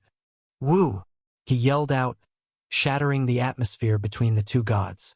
Oh, hell yeah! Look at me go! Ben, please, Myriad sighed, already imagining how the other gods of the world would react when the news spread. When word gets out about this, it's going to be a brand new complicated thing to deal with. Excuse you. Defying the natural order is absolutely something to get excited about. Defying or defiling? The cube muttered while Ben instead turned his focus to the goddess in his midst. Let's go with deifying and Hellori. Ignore him. He's being a real hater about my very cool achievement. Now, what does this mean for me? It means a whole new boost to your attributes and likely one to skills that align with the trickle of divinity now held in your blood and soul, she told him, not removing her hands. But trickle is certainly the right word here. It's less than what I'd expect from a proper demigod, closer to Nair's granddaughter, although she by all accounts was born with a surprising amount considering she's second generation. And it will give me help getting to the third tier, right? That depends. Are you looking at getting to the third tier for any of your skills that fall under Quax's categories? Growth or gain? I mean, not exactly, but if I get the chance, I'm not going to say no to anything like that reaching the third tier. But nothing you currently care about qualifies. Okay. A slight damper on the news, but I'm still going to take any attribute bonuses I can get. Plus, other good news. This means we can mass-produce demigods. Myriad crashed to the ground as he said it, but Ben was already imagining. There was no reason that the process couldn't be repeated again and again for all of the stronger fighters of the world, or even just anyone who wanted it, permanently altering the landscape for god and mortal alike and leaving the cube to look at Hellori for any hope it might be a one-time thing, only for her to shake her head. It's repeatable. It just might be a bit more unpleasant for anyone else than what Ben went through. It seems like his sacrilege suppressed some of the divinity until it became a part of him, and his defiler skill may have played a part as well. Plus there's the issue that the soul crystals are housing demon souls as well as God, so that might have helped smooth things too considering the other body skill he has. But there's no reason this can't be done again. We have to call a meeting about this, and then we'll have to get in contact with the Great Life Spirit as well. She'd be the best for running this in a way that would be both fast and safe for everyone. Ugh. Ben. You bastard. Things are already busy enough. How are you creating more work? By doing me part to save this doomed planet? Seriously. Stop always calling it that. The real question is what souls to use for it. Hellori spoke, bringing the conversation back on track. Of all the forbidden gods, which would be the best to take advantage of? Should we try to align each one to the people they'd suit best, or just use a single one and just accept giving out the same divine bloodline for everyone? We also need to keep producing potions with them, so it's not like we can just take them all either. Sounds like a lot to think about. Let me know how it turns out. He laughed, already letting the news get to his head. A demigod, and with Ather dead and Nadi not really counted despite sharing some blood with Nair, he was the third one living on the planet while also the only current terrestrial one. Maybe not for much longer, but still, it felt good. A whole new accomplishment to his name to be proud of, a whole new success, and a whole new bit of growth to benefit from for every level attached to it, while his mind went back to something Hellori had said earlier. But wait, if I already qualify, what will I be if I level the skill? Well, like I said, you're currently below average. A few levels and you'll probably meet average. A few more and you'll exceed it. At least that's my guess. And if I awaken it? She fell silent for a moment, thinking it over before shaking her head. I don't know, Ben, what would happen if you awaken your demon body skill either. Will you become even more of the things you're hybridized with? Will you become a demon in proper and some sort of living god? This is an unknown area to a shocking degree. You're already technically a demigod, but a normal demigod can't strengthen the divine aspect of themselves, and while I suppose we can't actually say for sure that you will either, considering that it's a leveled skill, I can't imagine what else might change as it grows, to the point that we're actually going to have to do some testing on it to see whatever we can learn, even if all of us here can agree to start offering the surgery to any who want it. It's going to be a hectic time figuring all of this out the best we can when we don't even know if there's going to be any sort of long-term effects to this. Okay, fair, but we're not operating on a long-term timescale. Not to sound too careless, but if there is an issue with doing it that won't appear until sometime after the third wave, does it matter? This sounds like easy growth so far, and it's a lot less horrific than the way Vividus is already modifying people. MMH, well, I suppose that's hard to deny, but still, the mass creation of demigods, she muttered, trailing off while Myriad took over. Something we already tried and failed. Even if the results are going to be a bit different, I suppose we can't really deny that this is what we were looking for. But all of the awakening you've helped with, your divine potions, the modifications you're planning on placing on people's souls when you grow a bit more, and then your mana and buff bracelets on top of all of that. If we win, the landscape of the world is going to be severely changed. The average level of power across the planet for any mortal is going to be leagues higher than any time in the past. There's going to be far-reaching consequences that will be felt for centuries to come. Which would mean we're all alive still to feel it, Ben pointed out. I know there's no putting a genie back in the bottle, but would you really rather I didn't help discover all of that? No, I wouldn't, his god sighed. Ignore me, I think the two of us are just feeling the weight of change, but if there's problems that have to be faced down the line because of this, then so be it. It's the role of gods to help solve those problems. The old days when any of us could rule our own worlds and stop what we saw fit to stop are gone. For what it's worth, from what I've seen of my own world and what I know the Grey have seen in the wider galaxy, it really does seem for the better. Maybe it is, Myriad told him with a tired chuckle. But it still leaves its growing pains all of these millennia later, but that's enough for now, I think. Ben, we've checked what we wanted to. Is there anything else you need while you're up here before we go to call for what's sure to be another long, exhausting meeting? Just a small thing when you get the time, but if you could have Amy sent my way as soon as you can? With her clones too. I want to get her whatever crafting practice I can with her skills to bump the odds of her getting that level for it too.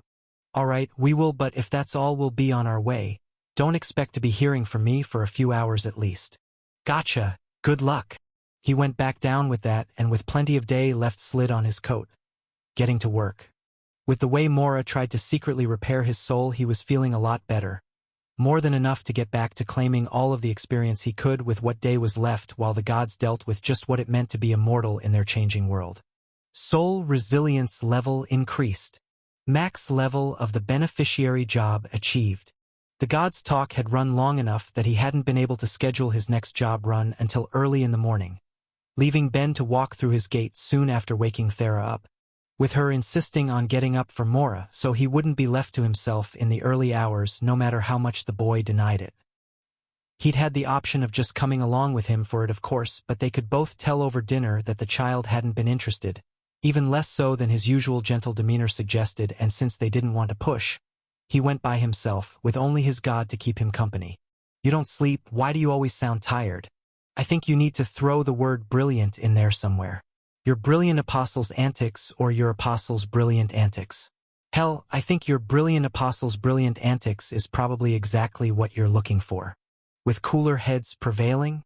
As long as by, when this is over, you mean the war, then sure. If not, then unfortunately, I need pretty constant access to you. Come on, cheer up. We still have months before we all die. Don't spend them being a downer. Maybe not, but it looks like it's time to start the show, so chin up.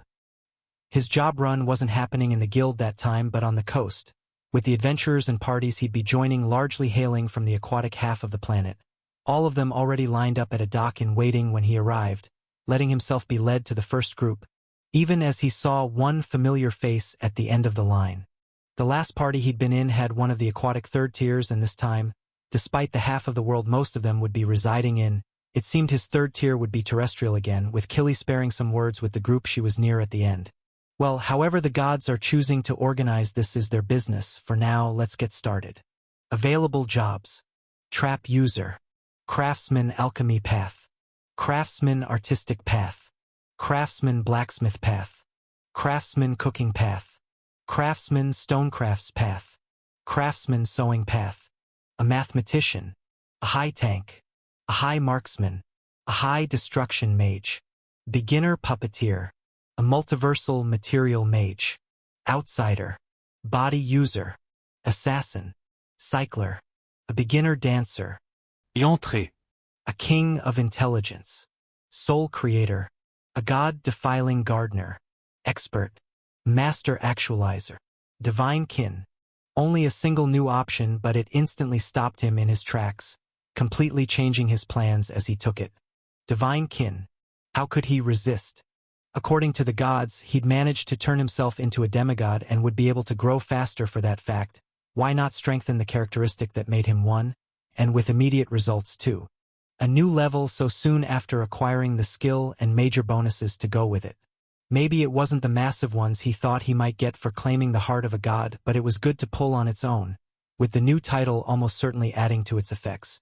A part of him wondered how much that new one was from the system and how much was whatever conversations the gods had spent the last day going over, but it was a handy little bonus he wasn't going to turn his nose up at when it was sure to be a good one.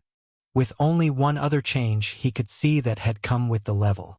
Ever since he'd had the skill's complex mind and mental expansion, they'd played a not insignificant part in how he'd see the world, and it had only grown as they'd awakened and continued to level, with the state of his mind making it easy to see something that would have been so minor otherwise as to go unnoticed. He was taller. It has to only be by a millimeter, but still. Demigod of growth and gain, huh? I guess those aspects might pop up in other places I'm not expecting to. He didn't feel anything else different in his body, but it was something to try and be aware of at the very least, keeping conscious of it as he made his souls and finished his job, leaving him to make his choice for the next one. With it all the harder now that he'd taken one he hadn't expected to show up as an option, forcing him to reevaluate his thoughts for a bit before making his choice. I'm making one of the few things that exists across the entire multiverse, so I might have gotten experience for this anyway if I'd just taken it by myself, but I want the mana bonuses. Okay. Give me multiversal material mage. Yes. An incredible harvest to the point he didn't know where to start. Massive bonuses to his attributes instead of major ones, along with two very handy new skills that he had no choice but to assume may have been acquired in part thanks to the trickle of divinity flowing through his veins. Skills he'd absolutely craved but never expected to get himself, at least not anytime soon, but tied in with the levels he'd gained, and he was doing incredibly with only one minor drawback. The experience he was getting by making souls was significantly slowed, at least relative to what he'd been used to. As things stood, without his coat there to power him, he expected it to take an hour to finish that job through soul production alone, with the experience needed to get through it looking like it was raised for the bonuses he'd received. Major to his skills and massive to his attributes, placing it somewhere between a second and third tier job. But considering I'm gaining experience at all when I'm only using my normal mana pool, this puts it closer to second tier still in my eyes. Although there was one more interesting thing tucked into those notifications, wasn't there? Multiversal skills, huh? Wonder what exactly qualifies. If I think about it, the next time I see Verbum, I'll have to get him to check for me. It was a small curiosity, but not exactly pressing as he moved to speed things up, reaching out with Connect to take mana from those around them to boost his production rate, with it still ending at what felt like an eternity to him and 10 minutes to the rest of them before he finally got the notification telling him he was done. With one job left, he made his way to the last two, giving Killy a nod as he did. Hey, have you been, Killy? If you encounter this story on Amazon, note that it's taken without permission from the author. Report it. As good as anyone, and I see you've only made yourself more important since I've seen you last. She laughed. Will you really be finishing my job in less than a month? Unless anything comes up on my end or your job takes an unusual amount of experience, I'd say it's more likely to be less than a week.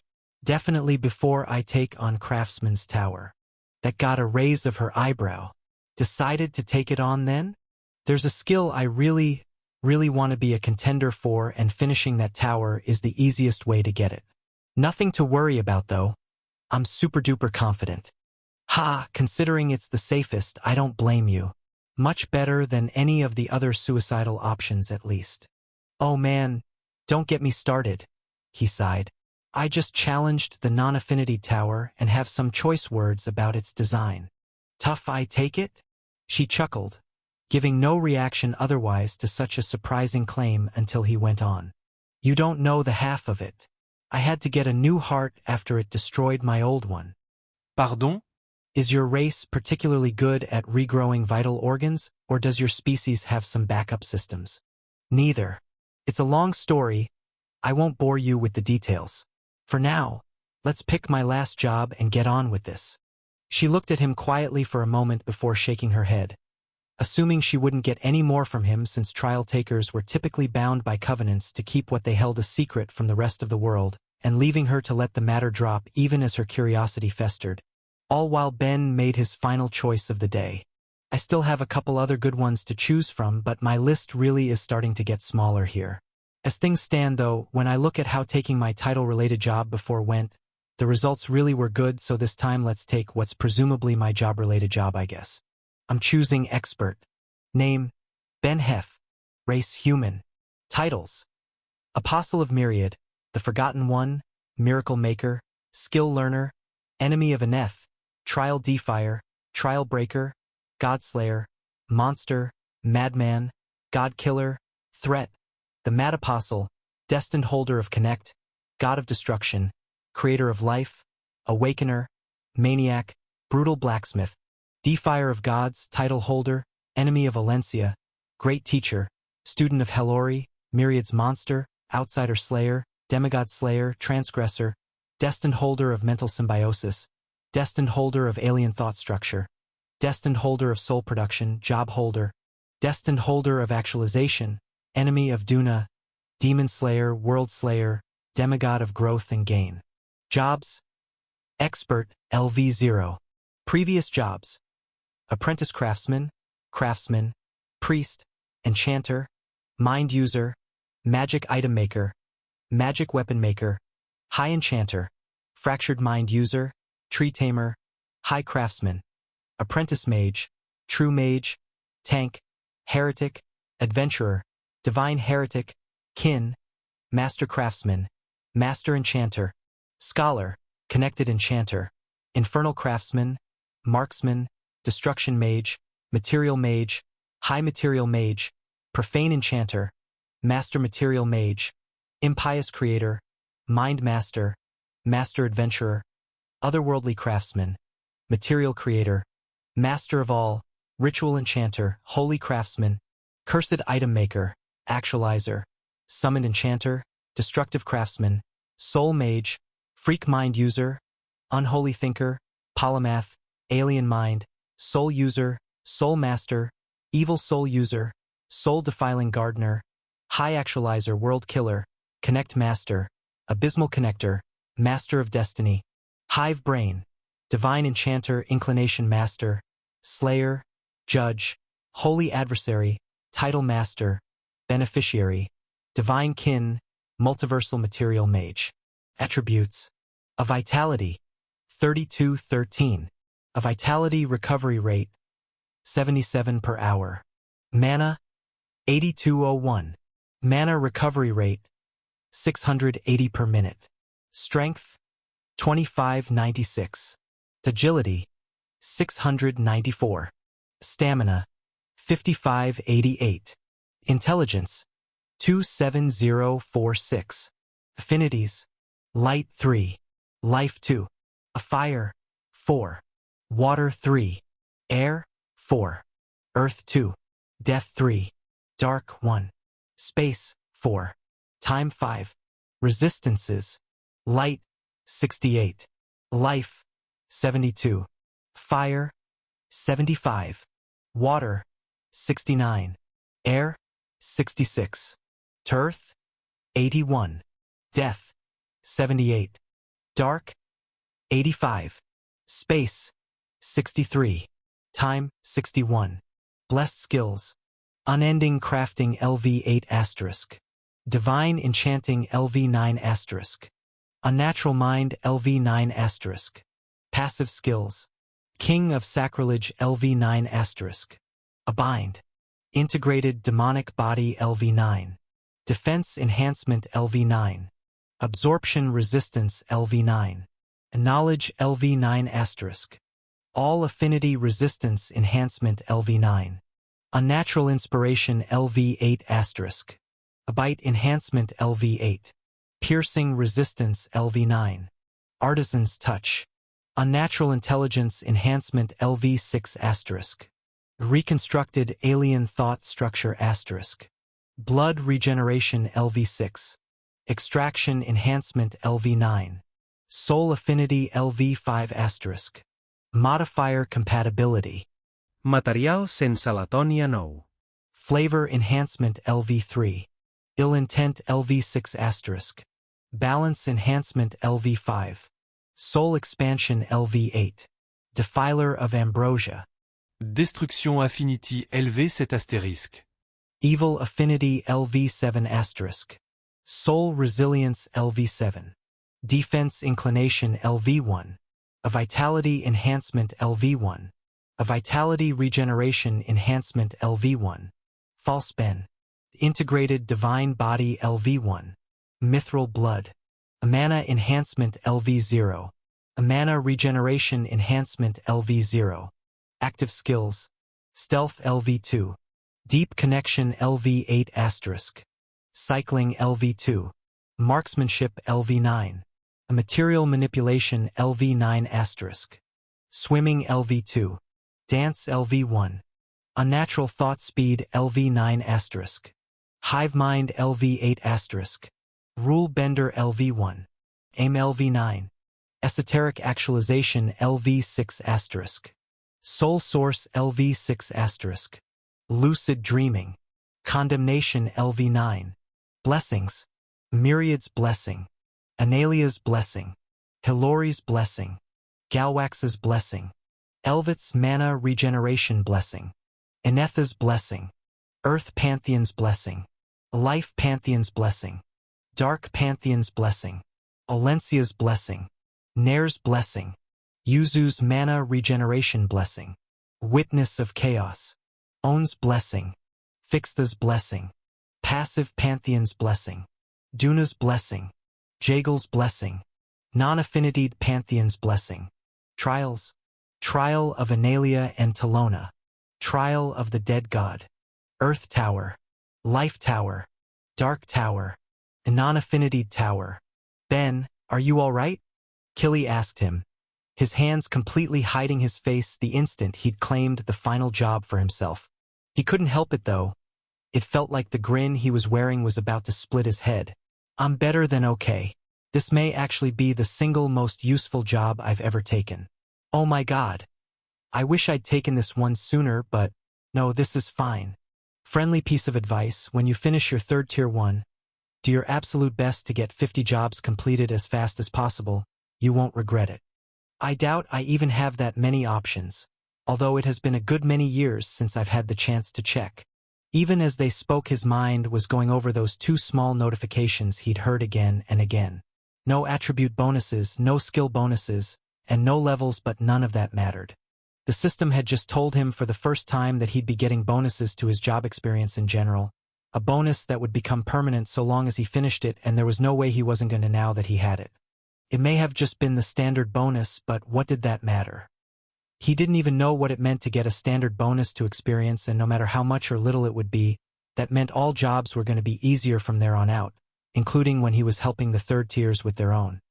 His heart was left pounding in excitement as he considered both it and some of the other options he'd been able to take recently that had given him some surprising effects, with Slayer granting him titles and Title Master strengthening title effects, all of it rolling together to bring one thought to the front of his mind. I wonder what other uncommon job effects the system might be holding on to? He wanted to know. He wanted to find every bit of creativity and growth potential it held, and he wanted to take them for himself once he did, and he couldn't help but look at the jobs he had left in wonder as he considered if there were still any surprising to be had in any of his remaining options, already eager to find out. He made a small detour when he got back, the day still earlier enough that he didn't need to wait for Dallaire in the shop as he first ran to the Church of Myriad, looking under the statue of his god and taking what had been slowly piling up there before going back to work, with all of the stopstone that had been materializing in hand.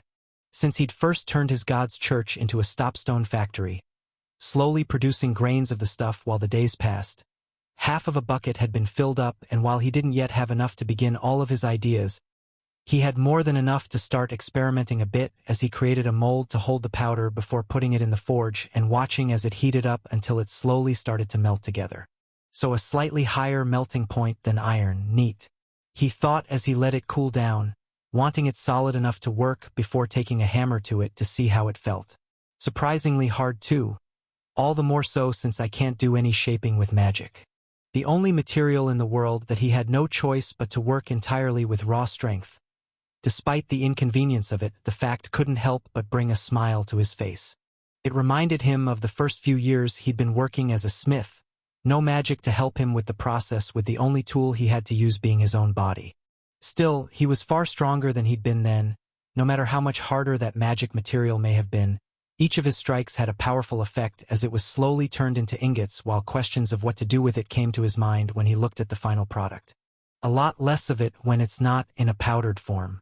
He thought with a sigh, seeing how the volume had shrunk once he got it all together. Not really a lot to do anything with. I could make some armor or a shield. Both would be the best options for something like this, but if I was doing something like that, then it would be a lot less wasteful if I made a normal one of either and created a surface layer of stopstone on it, but this is going to keep being in small supply, and even if I am going to use plenty by the next wave, it wouldn't hurt to let it build up a bit more to keep my options open, and to do that, maybe I should be focusing on making more soul tiles instead so I can convert a few more churches into factories. Convenience. He had a materializer set up to create rainbow mana crystal, so he went to gather it, shaping it into tiles with his power as the souls he'd created stopped going to his god and instead went into the crystal, building them up more and more for the power they'd hold, and only stopping as he remembered something else he needed to test, making a new one with only a single soul before taking the mana from it, feeling his brow crinkle as he did. Weird. I'm still making it with half of my total mana supply, but I was expecting it to be less since part of what I currently have came from modifying my soul. I didn't expect the new total to be counted, but this means the rules or soul production haven't changed even though my soul has. With that being the case, that means that I'll need to modify my soul a second time before I start modifying anyone else's for them to get the best effect, and don't get me wrong, that's obviously great, I just wish I understood the rules my skill operates on a little better. Unauthorized tail usage. If you spot this story on Amazon, report the violation. Soul Source continued to be one of his stranger skills, but he had no way to learn more other than to experiment with the countless ones he'd create each day, feeling what worked and what didn't as he hoped for any sort of breakthrough while finding countless configurations that just didn't want to exist. Well, maybe I'll get some answers eventually. He sighed to himself, just in time for the door to open as everyone arrived, Sonia and Thera showing up and Dallaire with them, already tugging on Mora's arm. Off to work then? Yeah, back to it, Thera sighed while looking at him in curiosity. So, how'd it go this time? Oh, so incredibly good. Small suggestion for everyone present. Do your best to finish 50 jobs. The job you unlock for doing that is incredible. How incredible! Permanently increased how much job experience I get. Incredible, he said with a grin, getting to see some surprise in her and Sonia's eyes as a reward, with the latter shaking her head. You really have been finding the strangest aspects of the system, Sonia sighed. You really should make sure you record the details of some of your stranger jobs, for future posterity if for nothing else. Ha, you're probably right, but I'll leave that on the to-do list until I take a couple more. For now though, Dallaire, gotta let go of Mora. We need to get you started. Huh? Isn't he going to work too? He's always welcome if he wants, but I was under the impression he was going back with Thera. Mora, you joining us today? The boy shook his head. I'll go with Thera. It was an answer that got a pout from Dallaire, warming his heart that she seemed to have grown fond of the boy right until she opened her mouth. But now I don't have an underling. He heard Sonia laugh while Thera just shook her head, giving him a look as she did. You've definitely been a bad influence. I'd like to try and deny that, but I don't know if I can. It's probably fine. He took a quick peek in his apprentice's mind and found that she liked the young spirit's company. She was just being cheeky, so he let it slide. Kids were allowed to figure out how to act with others, and Mora seemed accepting enough of the attention he was getting.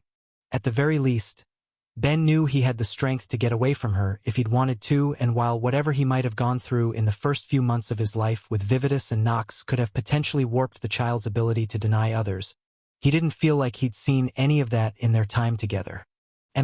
Well, it wouldn't hurt to check with him later how he feels about what Dallaire said or about her company in general.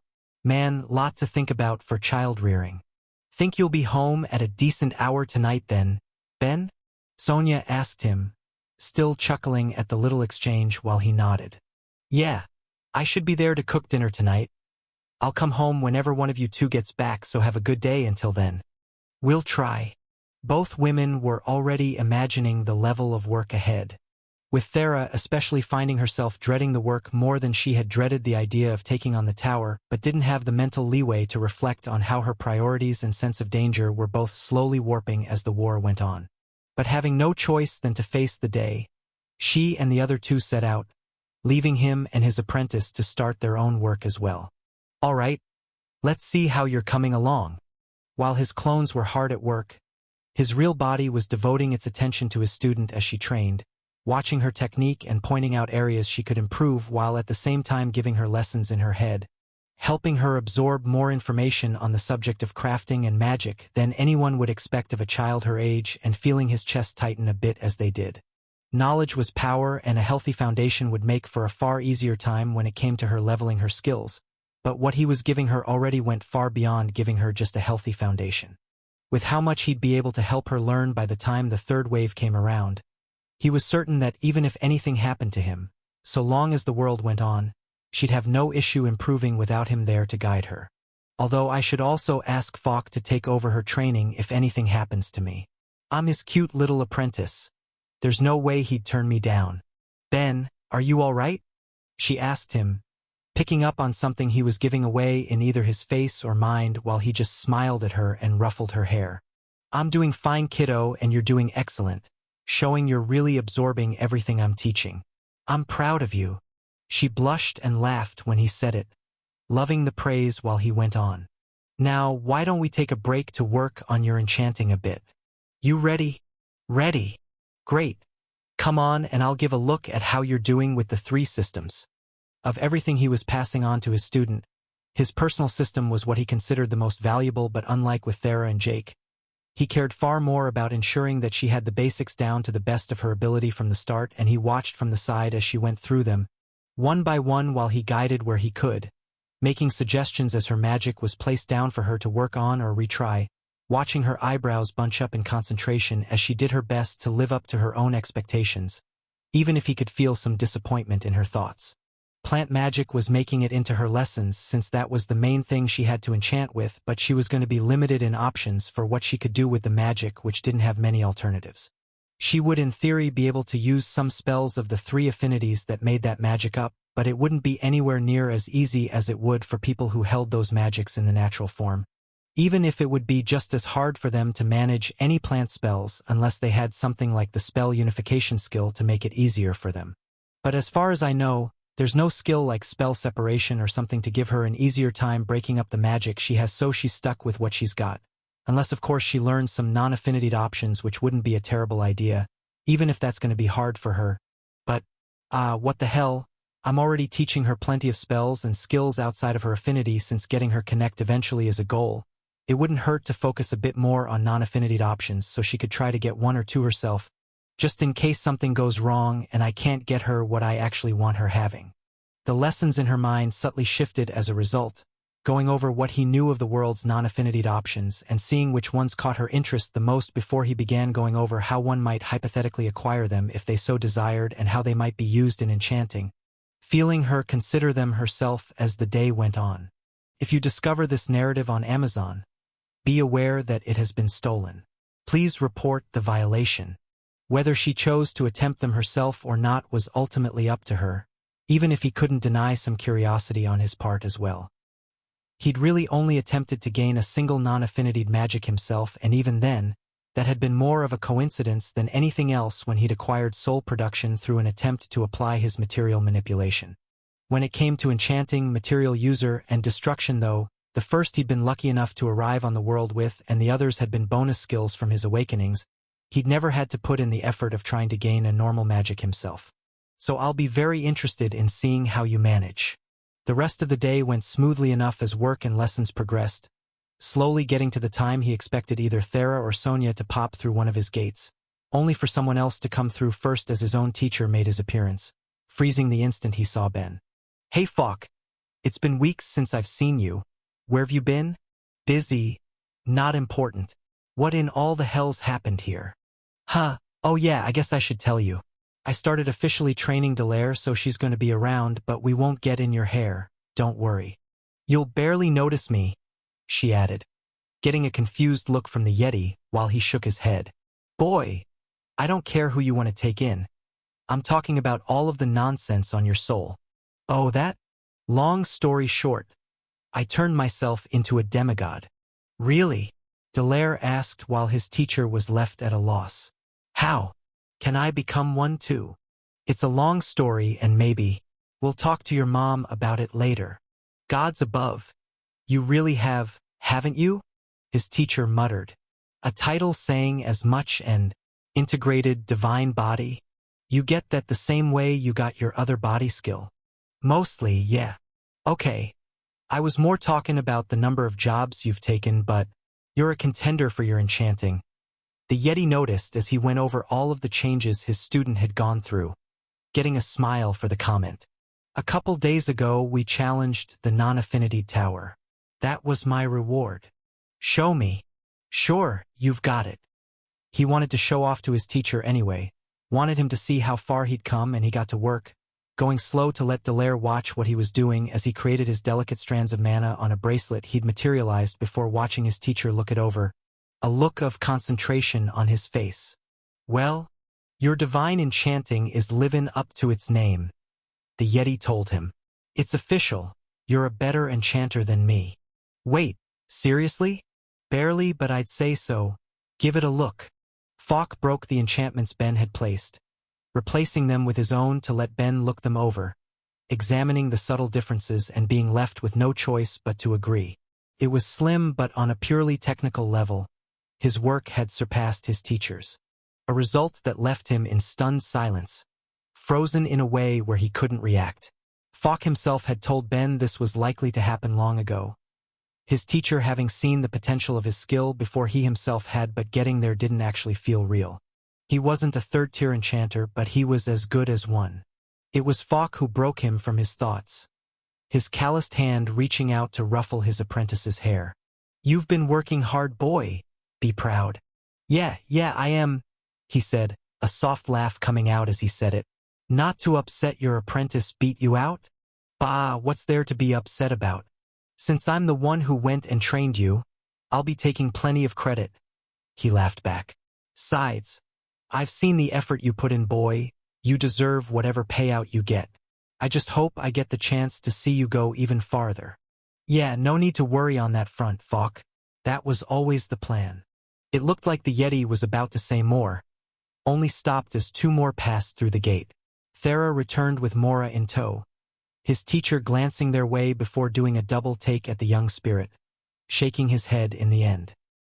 He could see exactly what the boy was, but before he could comment, Thera cleared her throat, shooting her uncle a look that screamed her expectations from behind Mora's back while she put on a far lighter voice for her explanation. "Uncle Falk, so nice to have you back. I guess this is your first time meeting him, but this is Mora. We've recently taken him in, so I hope you'll make him feel welcome." His teacher shot him a questioning look, but Ben just nodded as the Yeti turned back. "Ah, well, nice to meet you, I suppose. You heard my niece, the name's Falk. Can I ask Dash?" "Later." Thera cut him off. "We had a long day and we're just about to head home." "Ah, I need to get Delaire home too," Ben added, with his teacher stopping him. "Not so fast. I need to talk to you both, and I don't know when I'm going to have the time again. Spare me a few minutes here." "I can go back by myself, Ben," Delaire chimed in. "I came without Sakhel today anyway. I can go back too. MMH, you're in my care right now. I don't really like the thought of that."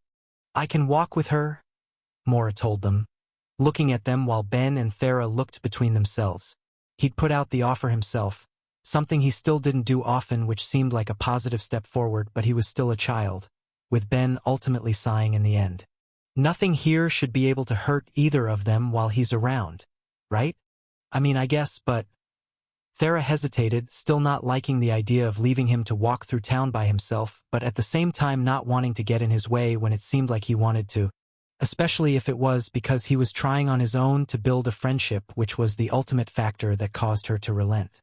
"Okay, but if anything at all happens, call any spirit you see to find me, and I'll come as fast as I can. And will you wait with Delaire and Fontesh until we come to pick you up, or would you go back home after? Will you be long?" They both looked at Falk, who for his part looked like he didn't understand what he was seeing or how it had happened in the past few weeks before he answered. The boy might be. It's gonna depend." Mora stopped to think for a moment, nothing in his expression to give it away as he looked to Delaire. "Would it be okay to stay with you while I wait?" "Sure. Then I'll do that." With Delaire already tugging on his arm as soon as he'd said it, the two were off on their own, left to get home and already leaving Thera to fret while Falk finally asked what he'd been wanting to. "So, that's the great soul spirit, huh? It's a long story, but Vividus and Nox were able to have a child together," Ben explained. "And it seems like he's actually a kid. Doesn't just look like that." "Nope. And you two are looking after him?" "Yeah, because my garbage bitch aunt dropped him at our doorstep," Thera sighed. "But none of this matters. Mora's a sweet kid, and he's in our care right now, and we're doing the best we can. And parenthood is stressing Thera out to no end. Guardianship, not parenthood. What's the meaningful difference between the two?" She didn't have an answer for that, so she didn't even try, instead turning to her uncle. "So, what was it you needed to talk to me about?" "Ahem, well, he's actually the topic. I've been asked to ask you to try and get the kid to work Dash." Before he could say another word, the ground was shaking beneath their feet, rattling them and the shop while Thera shot daggers at him with her eyes, sounding nothing but cold as she spoke. "Uncle, think very carefully before you go on. Infinite Hell's girl, you could just say no. I was asked to ask you, now that I've done it, it's officially no longer my business." "And who was it that asked you?" "Not many people know who or what Mora is, at least as far as I know. One of the soul gods. I still get lessons from them on occasion, and it was brought up. Now will you quit shaking the hell out of my shop? The building came still as she looked to Ben, the person she knew with the most contact with the gods, perhaps on the entire planet. Have you heard anything about this? This story has been taken without authorization. Report any sightings. No.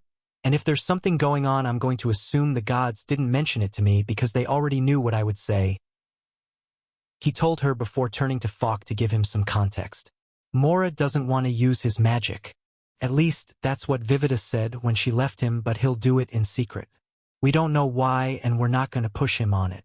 We're still in the hole, trying to get him to open up to us part of the relationship. Falk nodded as he explained, looking deep in thought before turning to his niece.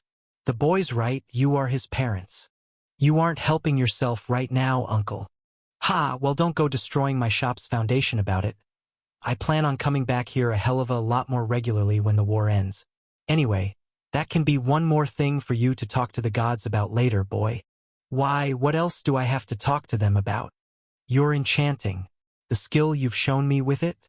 It doesn't matter that it's not at the 3rd tier. You should be able to create an enchanting factory with it.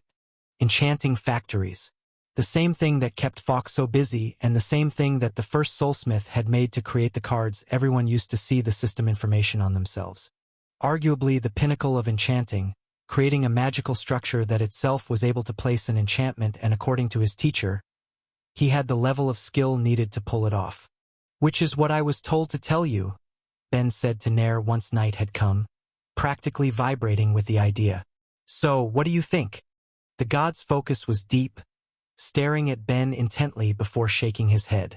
Managing it at the 9th level is unheard of, but at the same time, Falk wouldn't be wrong about this, and he's in a far better position to judge your work than I am. Divine enchanting, is it? I can't say for sure that you're the first one to hold that variant, but the fact I'm not aware of others means it's rather likely. No wonder it ended up named as such. It's not like he gets any normal awakenings, Myriad sighed. Divine enchanting, unending crafting, esoteric actualization, and a whole host of rightfully named unnatural skills. My apostle doesn't seem to want to do things in half measures. Hey, I have my knowledge skill, that's a normal variant. True, but if you'd gained it a month or two later, I'd bet it would have gotten the unnatural prefix too. No point betting on things that are impossible to know. Now Nair, Falk said you'd help set me up for this. We'll have to, however valuable you think an enchanting factory is. It's more so, and all the more given that you'll be the one creating it. I'll have multiple spots set up for you by the morning in my lands, and I'll talk to the other crafting gods about getting you staffed. What matters is going to be what you'll make in the end. Well, I'm going to need to do some experiments first to see how it goes, and if the structure can be made to work with my system, but otherwise, what do you think I should be making? It's not like I have limited options. Unlike any other enchanter who'd reached such a level, Ben wasn't bound by the skills he held alone, and left his options limitless as a result. With Nair looking deep in thought at the question. The obvious answer was more weapons, but then, Falk had that well in hand with his own factory, and while Ben could potentially make different kinds with a greater variety of options, the weapons of a soul mage were nothing to turn one's nose up at. They were certain to have a nearly overwhelming effect on the vitality of their targets, and while it was possible some demons could potentially resist them like Ben could to an extent with his absorption resistance and other defensive skills, those would surely still be in the minority. This is something I'll discuss with the others and get back to you about tomorrow. For now, though, do you already know how to construct the enchantment? Of course. That was 5th floor information, something he devoured when he got to it, but at that point hadn't expected to be able to pull off himself, at least not so soon. With the structure in his head already, though, he was eager to start, with the morning feeling like ages away. That part of the talk done, though, he shoved his excitement to the side for a different conversation, looking at the two with him that night. Okay, cool, but now that that's done, quick question for you. Why did a god try to go through Falk to get Mora to do some work? Is it just a single soul god whose church I need to burn down, or are there more? No arson, Myriad sighed. But as for if there's more, he is the 3rd powerful soul entity on the planet, and you've said it yourself. He can and will use his magic, he's just trying to hide it for whatever reason. Plenty think it would be extremely beneficial if he were to help. And can I get the names of the particular gods trying to force this matter? Absolutely not, you little sociopath. No looking for more gods to try and use to awaken your sacrilege. Excuse you, Myriad. I'm acting as one of this kid's guardians and I have a close, personal relationship with you guys. No god should have been coming in such a roundabout way to try and get that done. Do me a favor and next meeting you guys have, make it clear that Mora isn't doing anything he doesn't want to, and if anyone wants to argue that, they'll do it with me. Most would say it should be through your lover, Nair pointed out. She is acting as his primary guardian. Yeah, and you know what? They'd probably even be right if she didn't have the same built-in reverence for you guys that all of the mortals of this reality have instilled in them from their gods. I'm still sure she'd say no, but it wouldn't be comfortable, and I don't want her to have to deal with that. Myself, on the other hand, I can tell anyone up here to go themselves without batting an eye. As we're all very aware, Myriad sighed. But yes, I will make that clear. Okay, cool, thanks. Of course, but with that out of the way, there's one other thing we need to discuss. As I'm sure you can imagine, the way you've changed yourself has drawn a lot of attention. I'm sure all of the demigods get a lot of attention, he said innocently, getting a tired look in exchange. We were left discussing the implications of it for hours, and I'm sure that private conversations on the topic are going to be going on for years to come, but that's not what matters. You're right, the fact that this can be done is important, which means we want to make more, for whatever good or ill may come of it, which means we need more of the tools you made that allowed it to happen. Rings and bands and collars enchanted with the beast form skill to warp the flesh under the soul of a god. It would be impossible to replicate Ben's results otherwise, and since he was the only one who could make them, he was the only one who could allow for the process to be repeated, with him grinning at the result. Yeah, that's simple enough, so can do. You guys just have to make sure I get access to all of the results of this as payment, agreed? I want to know any and all changes that come from this. Simpler than anything you'd usually ask for. I'll make sure I get them done. Cool, in that case, I'll make sure I bring them with me tomorrow and, oh, one more thing. Yes. Nair, since I'm going to be back in your city tomorrow, send Nadi and Zilly my way. I got them to their 9th level the last time I was there, so tomorrow I'll make sure I awaken their skills.